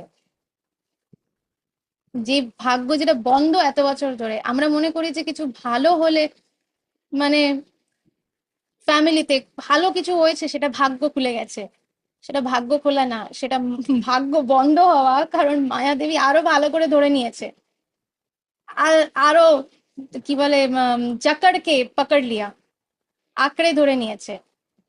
আমরা মনে করি যে কেউ ভালো টপার হয়েছে, গোল্ড মেডেলিস্ট, বা ভালো চাকরি, ভালো প্রমোশন, বা খুব ভালো মানে যারা হয়তো ফার্মিং এর মধ্যে আছে, খুব ভালো ফসল হয়েছে, খুব ভালো খবর, বা এরকম আর কি, আমরা এই জিনিসগুলোকে মনে করি যে আমাদের ভাগ্য খুলে গেছে। আসলে এটা কোনো ব্যাপারই না, কারণ যখন মৃত্যু আসবে তখন এই যা কিছু আমরা মনে করেছি যে ভাগ্য, এই দেহর সাথেই সব পুড়ে শেষ হয়ে যাবে, ছাই হয়ে যাবে, লিটারালি ছাই, দেহ পুড়ে গেলে তো ছাই হয় না, ছাই হয়ে যাবে, তারপরে আবার নতুন করে শুরু করতে হবে, আরেকটা নতুন মায়ের গর্ভে জন্ম নিলাম, প্রবেশ করলাম। অনেকজন হয় যারা অনেক বড় লোকের, অমিতাভ বচ্চনের বাড়িতে জন্ম নিচ্ছে, অনেকজন হয় যারা একটা ওই ঝোপড়পট্টি যেটা বলে না, কি বলে এটাকে, আমি এটা মারাঠি ওয়ার্ডটা জানি কিন্তু আমি এটার বাংলা ওয়ার্ডটা জানি না, যে মানে ছোট ছোট মানে চলের মধ্যে এরকম জায়গায় তাদের জন্ম হচ্ছে, যেখানে তারা ঠিকঠাক করে কিছু খাবারও পাচ্ছে না। আফ্রিকাতে কতজন, আমি মানে দেখে চোখ চোখ দিয়ে জল কি পড়বে, মানে মুখ দিয়ে কথা বেরোয় না এরকম দৃশ্য, একটা চিল পাখি আর একটা বাচ্চা দুজনে দুজনের দিকে তাকিয়ে আছে, কে আগে মরবে, চিল পাখি মরলে বাচ্চাটা খেতে পারবে, বাচ্চাটা মরলে চিল পাখি ওকে খেতে পারবে, কে কাকে আগে খাবে। এরকম একটা ছবি আছে, এই ছবিটা তোলার পর যে এই ছবিটা তুলেছে সেই ফটোগ্রাফার পাগল হয়ে গেছে, মাইন্ডের মধ্যে সে তারপরে আর ঠিক থাকতে পারেনি, বলছে যে আমি কি দেখছি, আমি কি ছবি তুলছি, আমি তাকে সাহায্য করতে পারছি না।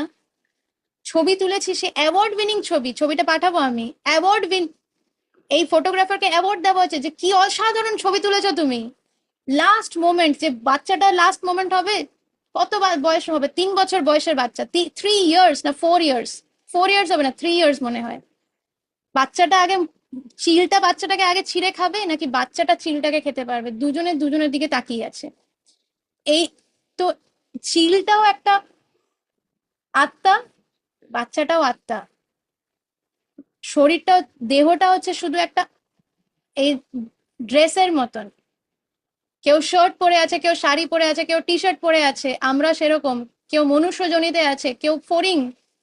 গতকাল কি আমি একটা ছবি তুলে ছবি দিয়েছি, তখন আমাকে কুয়েলি জিজ্ঞেস করছে, মাতাজি এটা কোন পোকা? আমি বলছি, ফড়িং। বলছে কোনোদিন এরকম ফড়িং দেখিনি। তো তাই জন্য এই দেহটা ছেড়ে চলে যাবে, আমরা যাতে আমরা আত্মা, আমরা যাতে নিজেদেরকে রক্ষা করতে পারি। আর সেই রক্ষাটা হচ্ছে যখন আমরা সত্যি করে ভক্তিপথ দৃঢ়ভাবে ধরবো, যে যে না মাতাজি আপনি বলুন আমাদের কি করতে হবে, আমি কিভাবে এই ভক্তিপথে এগোতে পারি, আমি কিভাবে কৃষ্ণার কথা মেনে আমি ভগবত ধাম যেতে চাই। Let this B my last life, এটা যেন আমার লাস্ট ম্যাটেরিয়াল বার্থ হয়। গুরু মহারাজ, গুরু মহারাজ যখন কাউকে পার্সোনালি জন্মদিনে উইশ করেন, উনি এই কথাটা লেখেন যে মে this B your last material birth. উনি পার্সোনালি কথাটা লেখেন যে এইটা যেন তোমার এই ভৌতিক জগতের মধ্যে যাতে তোমার লাস্ট জন্ম হয়। জন্ম তো আমাদের আরেকটা হবে, কিন্তু সেটা যেন স্পিরিচুয়াল ওয়ার্ল্ডে হয়। তো যত পুড়তে হবে কৃষ্ণা তুমি আমাকে পোড়াও, দেহটা দেহটা যখন চিতায় পুড়বে তার আগে কৃষ্ণা তুমি আমাকে যত পোড়াতে চাও পোড়াও, যত যেইভাবে নাচাতে চাও নাচাও, কিন্তু আমাকে নিজের কাছে নিয়ে নাও। আমরা যেন এই ইয়েতে না থাকি যে আমার ফিউচারটা কিরকম হবে না হবে, কৃষ্ণার উপরে যেন আমরা ভরসা করতে শিখি।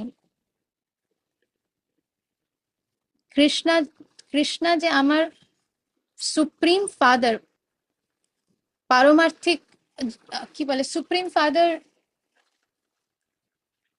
আবার বাংলাটা আমার মাথায় আসছে না, কিন্তু যেরকম এই ম্যাটেরিয়াল ওয়ার্ল্ডের বাবা মা যেরকম আমাদেরকে যখন বাচ্চা ছোট হয় তখন তার প্রত্যেকভাবে কিভাবে টেক কেয়ার করা যায়, এই পড়ে না যায়, এই না হয়ে যায়, ওই না হয়, এই লেগেছে নাকি, তোর লেগেছে, খিদে পেয়েছে, পরম পিতা, থ্যাংক ইউ সহিষ্ণু গানাই প্রভু। তো পরম পিতা কৃষ্ণা, তো যেরকম এই ভৌতিক জগতের মধ্যে লোকজন, বাবা মা যারা, শুধু মানুষের কথা বলছি না, আপনারা কুকুর বিড়াল, কুকুর বিড়াল কি বলবো, আমি একটা পিঁপড়ে, পিঁপড়ের একটা ইয়ে দেখেছিলাম ভিডিও, যেখানে পিঁপড়ে নিজের বাচ্চাকে কিভাবে টেক কেয়ার করে। কোনোদিন ভাবিনি যে পিঁপড়ে নিজের বাচ্চাকে এরকম ভাবে টেক কেয়ার করে, কিন্তু কৃষ্ণা বলছে আহার নিদ্রা ভয় ম্যাথুনম চ। আর এই যে ভয়, ভয় মানে হচ্ছে ডিফেন্ড করা, ডিফেন্ড করা মানে হচ্ছে নিজের পরিবারের, নিজের রক্ষা করা। এটা কি বলা হচ্ছে ভয়, ভয় মানে কি, ভয় থাকলে তো আমরা বলবো না রক্ষা করতে হবে। তো এটা একটা পিঁপড়েও করছে, তাহলে মানুষ কি করবে না, মানুষও করে, মানুষের বাবা মারাও করে তার সন্তানকে কিভাবে রক্ষা করতে পারি। তো কৃষ্ণ হচ্ছে আমাদের পরম পিতা। যদি আমরা একটা ম্যাটেরিয়াল ওয়ার্ল্ডে এরকম ম্যাটেরিয়াল বুদ্ধি দিয়ে, মন বুদ্ধি আমাদের সব এই ভৌতিক জগতে লিমিটেড, সেটা দিয়েও যদি আমরা এত কিছু চিন্তা করছি, তাহলে শুধু ভেবে দেখুন পরম পিতা, সবার বাবা, সে আমাদের জন্য কতটা চিন্তা করছে। সে কি কখনো আমাদেরকে মানে কোথাও ফেলে দিল যে না তুই তুই তোর এটাই যোগ্য, তুই এটাই কর, এরকম করবে না। ছেলে মেয়ে যতই বাজে কাজ করুক না কেন, বাবা মা হয়তো বকা দেবে, চড় মারবে, কিছু বাজে কাজ করলে কি আপনারা বলবেন খুব ভালো কাজ করেছো বাবু, কি সুন্দর কাজ করেছো, নাকি ভালোবেসে বলবেন ইস কি খারাপ কাজটা করলি, কোনো ব্যাপার না, পরের বার আর করিস না। হ্যাঁ, খারাপ কাজ, ধরুন কারোর ছেলে হয়তো গিয়ে একটা রেপ করে এসেছে, তার বাবা মা যদি এসে বলে যে ইস বাবু, কেন করলি তুই? তার মানে সেই বাবা মা না, সেটা হচ্ছে মানে এক একটা দৈত্য আর দানব। সেই বাবা মাকে প্রথমে ধরে পেটানো উচিত, পেটানো না, সেই বাবা মাকে প্রথমে জেলে ঢুকিয়ে ফাঁসি দেওয়া উচিত। এরকম বাবা মায়ের জন্য এরকম দৈত্যগুলো জন্ম হয়। কিন্তু একটা যোগ্য বাবা মা কি করবে, এরকম যদি কেউ করে সেই ছেলেকে, সেইখানে তো আর শাসন করার ব্যাপার আসছে না, কিন্তু মানে তখন সেই বাবা মা যথাযথ তার যেই শাস্তি হওয়া উচিত সেই শাস্তিতেই তারাও একমত হবে যে হ্যাঁ আমার ছেলের শাস্তি হওয়া উচিত, ভুল কাজ করেছে শাস্তি হওয়া উচিত। এটাও যারা যোগ্য বাবা মা, এইটাই আমাদের পরমপিতা করে। আমরা এরকমই কাজ করেছি, এই লাইফে হয়তো করিনি, পাস্ট কত লাইফে যে কি না কি করেছি তার কোনো ঠিক নেই। আর এই লাইফে মার্ডার তো করছি, প্রচুর মার্ডার করেছি আমরা, মনুষ্যের মার্ডার করিনি, জন্তু জানোয়ারদের তো মার্ডার করেছি। শুধু যে আপনারা করেছেন তা না, আমি নিজে করেছি, মানে খেয়েছি তো। আমি পছন্দ না করলে কি হবে, জোর জার করে তো খাওয়ানো হয়েছে, কখনো হয়তো মন থেকে খেয়েছি। তাই জন্য আমরা সবাই সেই সেই দোষে দোষী, সেই পাপে আমরা সবাই সেই পাপী। কিন্তু কৃষ্ণা কাউকে ছাড়ে না, সবাইকে ধরে রাখে। শুধু আমাদের কৃষ্ণার কথাটা মেনে এবার চলার চেষ্টা করতে হবে যে কৃষ্ণা, করেছি, বুঝিনি, ভুল কাজ করেছি, আমি অনেক এনভিয়াস ছিলাম আপনার প্রতি, এখনো আছি। এনভিয়াস মানে কি, যদি কোনো, যদি কারুর প্রশংসা হচ্ছে, যেরকম এবার হয়তো আমি হঠাৎ করে মনিকা মাতাজির অনেক প্রশংসা করা শুরু করলাম।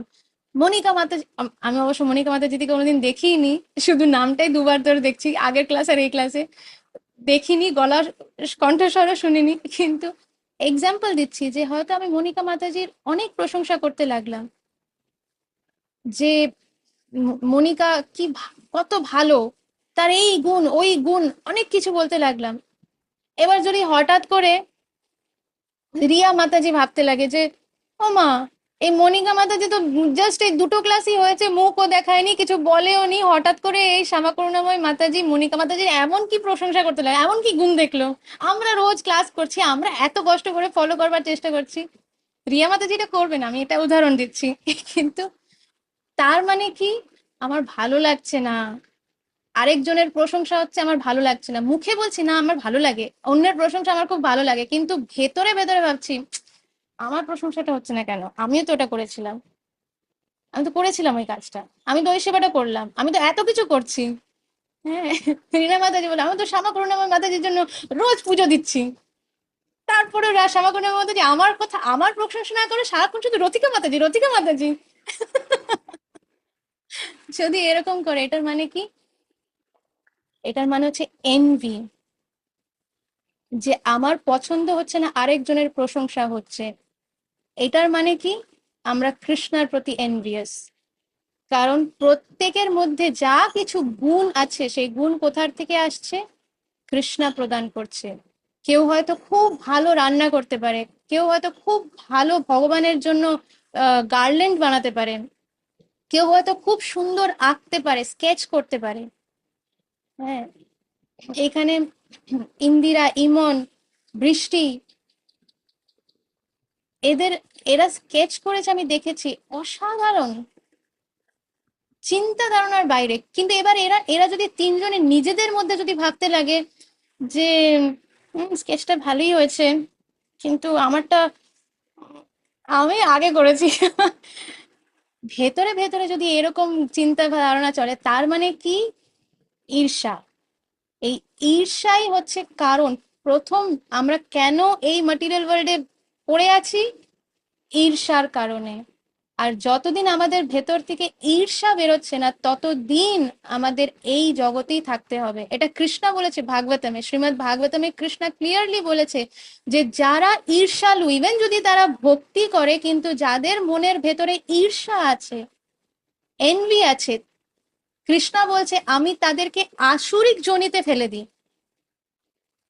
তারাও তো এখন ভক্তি করছে, কিন্তু সেটা ভক্তি না, কারণ সেটা তারা ঈর্ষা দিয়ে করছে। তাই জন্য আমি তাদেরকে আরো ধাক্কা দিয়ে আসুরিক যোনিতে দিয়ে দিই। আসুরিক যোনি মানে কি, যখন আমরা ভগবানকে ভুলে গিয়ে ভগবানের বিরুদ্ধে কাজ করব, সেটাকে বলা হচ্ছে আসুরিক যোনি।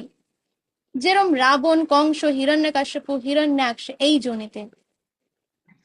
তার মানে কি, যে আমরা এই পাতাল লোক, তারপরে এই এই মর্তলোক, নরক লোক, এইসবের মধ্যেই গোল গোল ঘুরবো, আমরা কোনোদিন স্পিরিচুয়াল ওয়ার্ল্ডে যেতে পারবো না। তাই জন্য যদি এই জিনিসটা হচ্ছে, আমাদের লিখে রাখা উচিত কার কার ব্যাপারে আমি দোষ দর্শন করছি।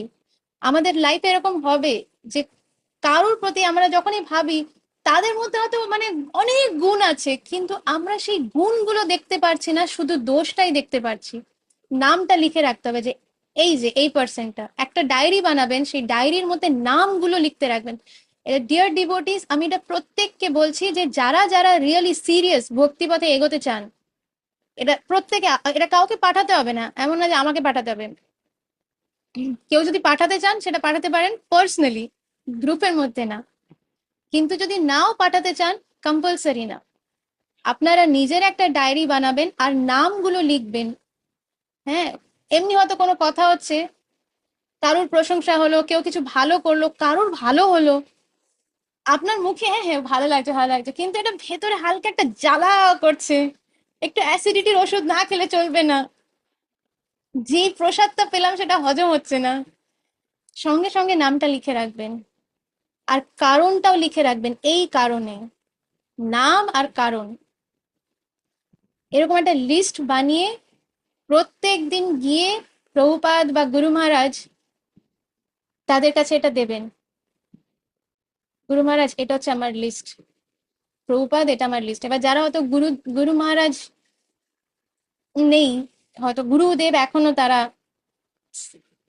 গ্রহণ করেননি বা নির্বাচনা করেননি, তারা শিল প্রভুপাদের কাছে দেবেন যে শিল প্রভুপাদ এটা হচ্ছে লিস্ট, এবার আপনি ভেতরের সার্জারিটা আপনি করুন। এবার যেই সার্জারিতে আমি কিওর হব, সুস্থ হব, সেটা আপনি করুন।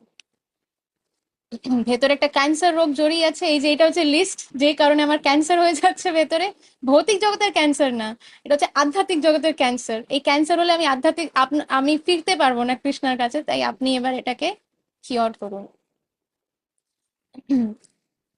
তো আমরা এই দিয়েই ভেবেছিলাম আজকে শর্ট ক্লাস করব, কিন্তু ভাঙা ফাটা গলা নিয়েই আমি সেই আবার 5টা অবধি টেনে গেছে। কিন্তু প্রত্যেক ক্লাসেই যখন বসি তখন গুরু মহারাজের কাছে প্রার্থনা করে বসি যে গুরু মহারাজ, যেটা আমাদের প্রত্যেকের জন্য উপকারী হবে, যেটা দরকারি, যেটা যার দরকার, কারণ গুরু মহারাজ জানে যে কার কোন ওষুধের ডোজ দরকার, আমি জানি না।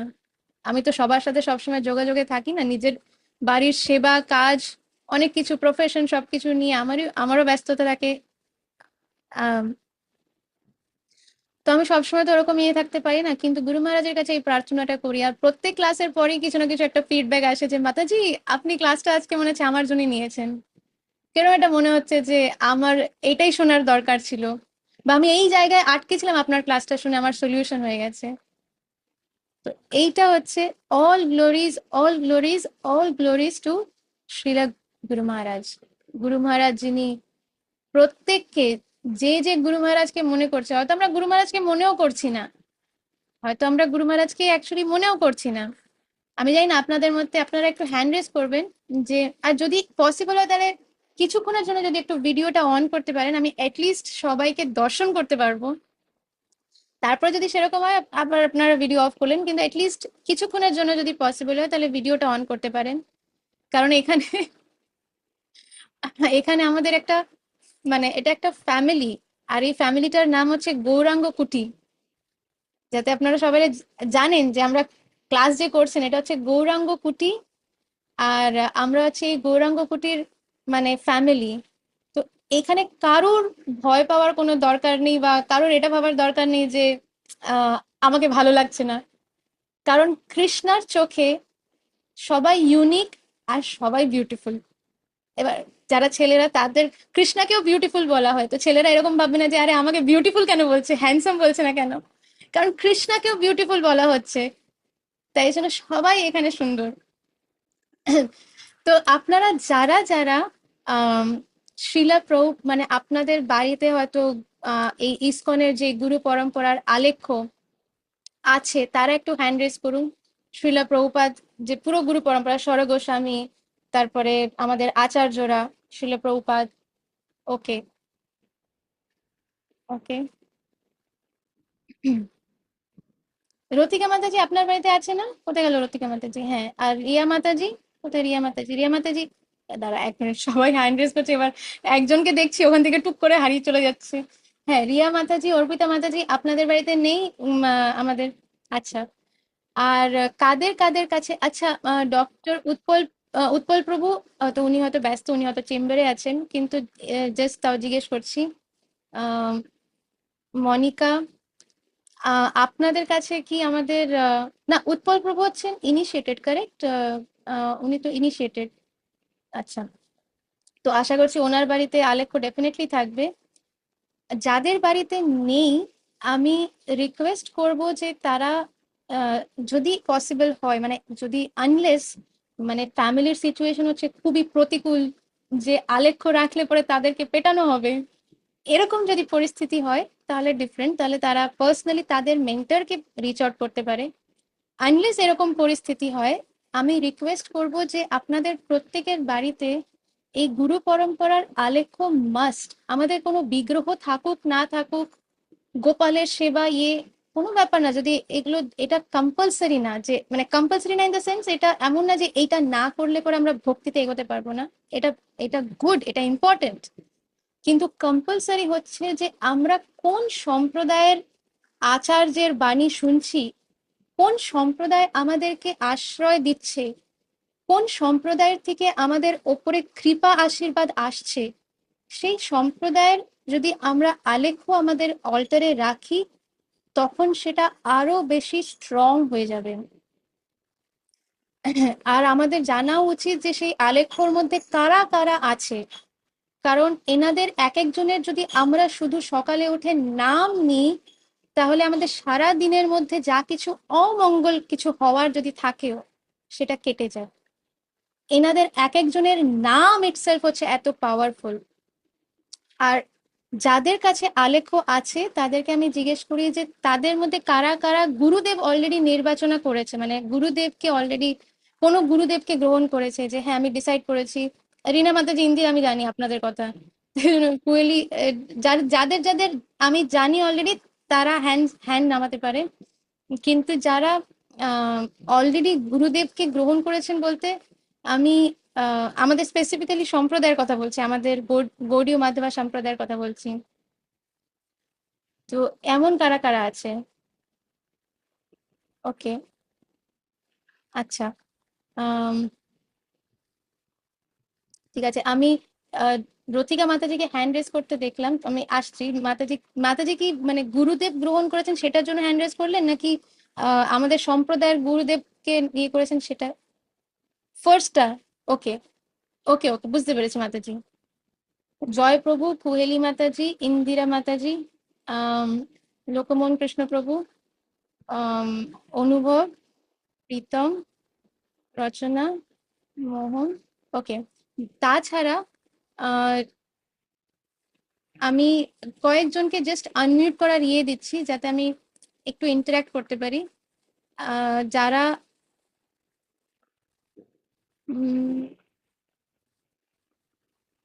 আর কাকে আমি চিনি না। আচ্ছা, রিয়েলমি প্রভু, আপনার নামটা কি? আপনার নামটা কি আর আপনি কোথার থেকে?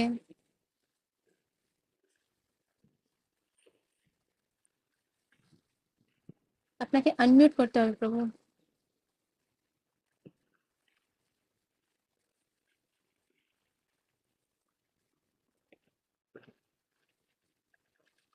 না মনে হয়। ও হ্যাঁ,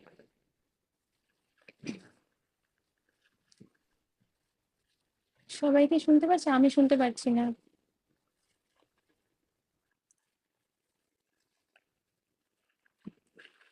শোনা যাচ্ছে না প্রভু।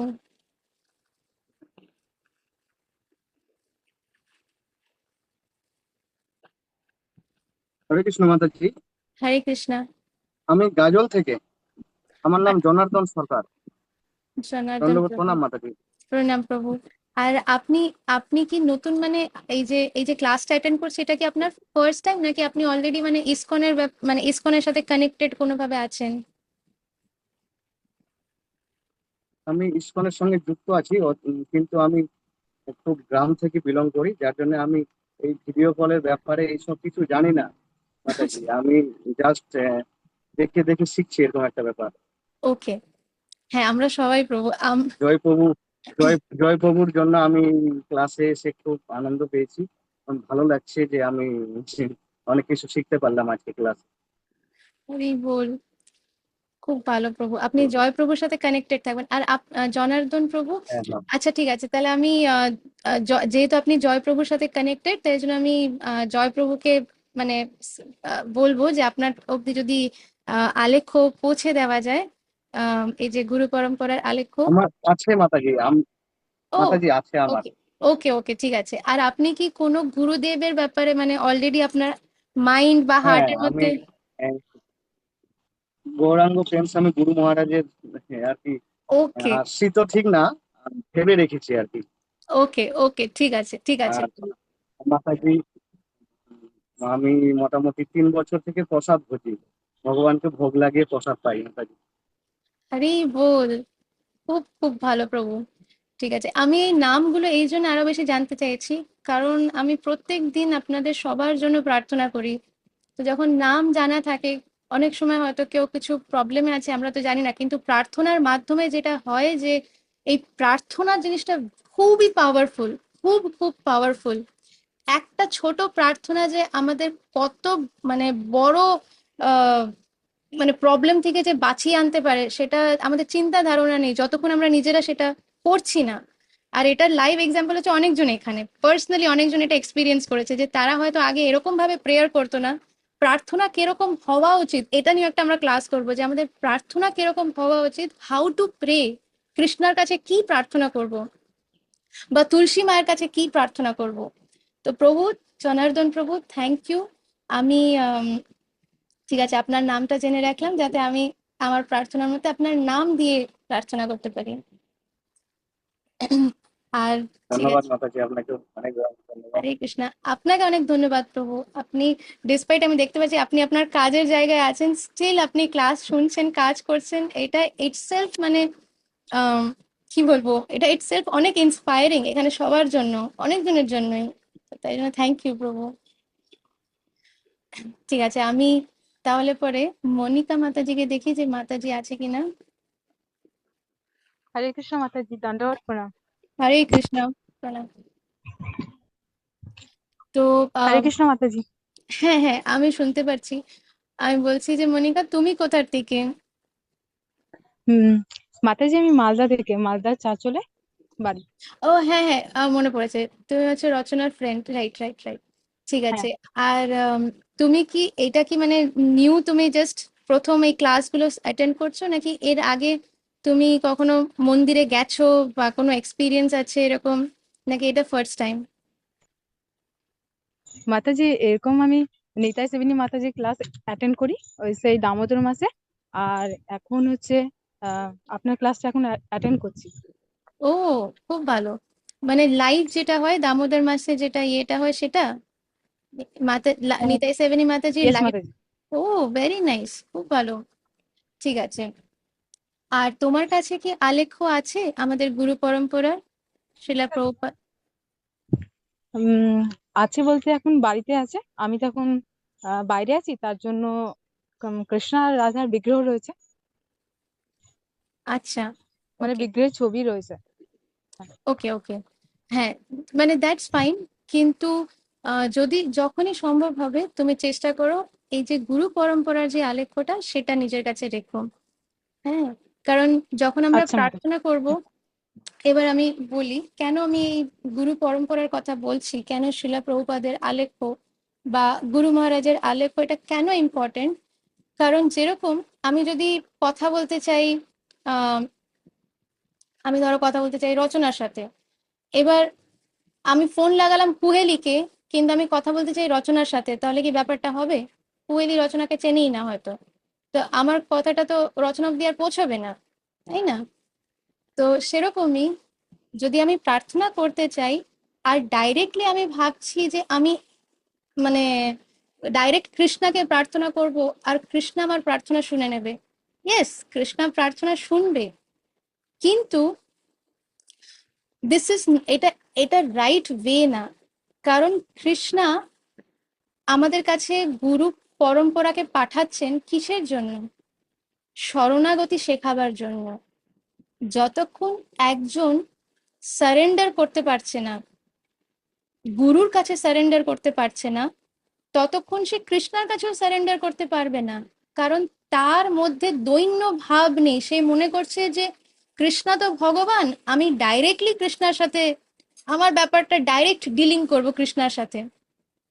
মাঝখানে এসব গুরু ঠুরু কিসের দরকার? গুরু ঠুরু অনেকজন এরকম ভাবে কথা বলে যে এত এসব গুরু ঠুরুর কিসের দরকার। তো সেটা দিয়েই বোঝা যাচ্ছে যে তার ভেতরে কোনো দৈন্য ভাব তো নেই, শরণাগতি বলেও কিছু নেই। আর সে কৃষ্ণার সাথে কোনো ডাইরেক্ট সারেন্ডার না, ডাইরেক্ট বিজনেসে নেমেছে। কৃষ্ণা, আমি তোমাকে দুটো আম দেব, তুমি আমার এই কাজটা করে দাও। যেন কৃষ্ণার কাছে দুটো আম নেই। আরে আমরা যে দুটো আম দিচ্ছি, ওই দুটো আম দিয়েছে কে? কৃষ্ণাই তো দিয়েছে। কিন্তু আমরা মনে করছি যে না, বাবা ভোলানাথ তোমার মাথায় আমি ওই গঙ্গা জল আর ডাবের জল, দুধ এইসব দেবো, বিল্লপত্র দেবো। কারণ বাবা ভোলানাথের কাছে তো এইগুলো নেই, উনি তো গরিব মানুষ। আমি না দিলে কে দেবে বাবা ভোলানাথকে, তাই না? আমরা এটা মনে করি। তো এই জায়গায় প্রবলেমটা। তাই জন্য আমরা সবসময় বিজনেস ডিলিং করতে করতে অভ্যস্ত হয়ে গেছি। তো যেহেতু এই ভৌতিক জগতের মধ্যে ছোটবেলার থেকে সবকিছু একটা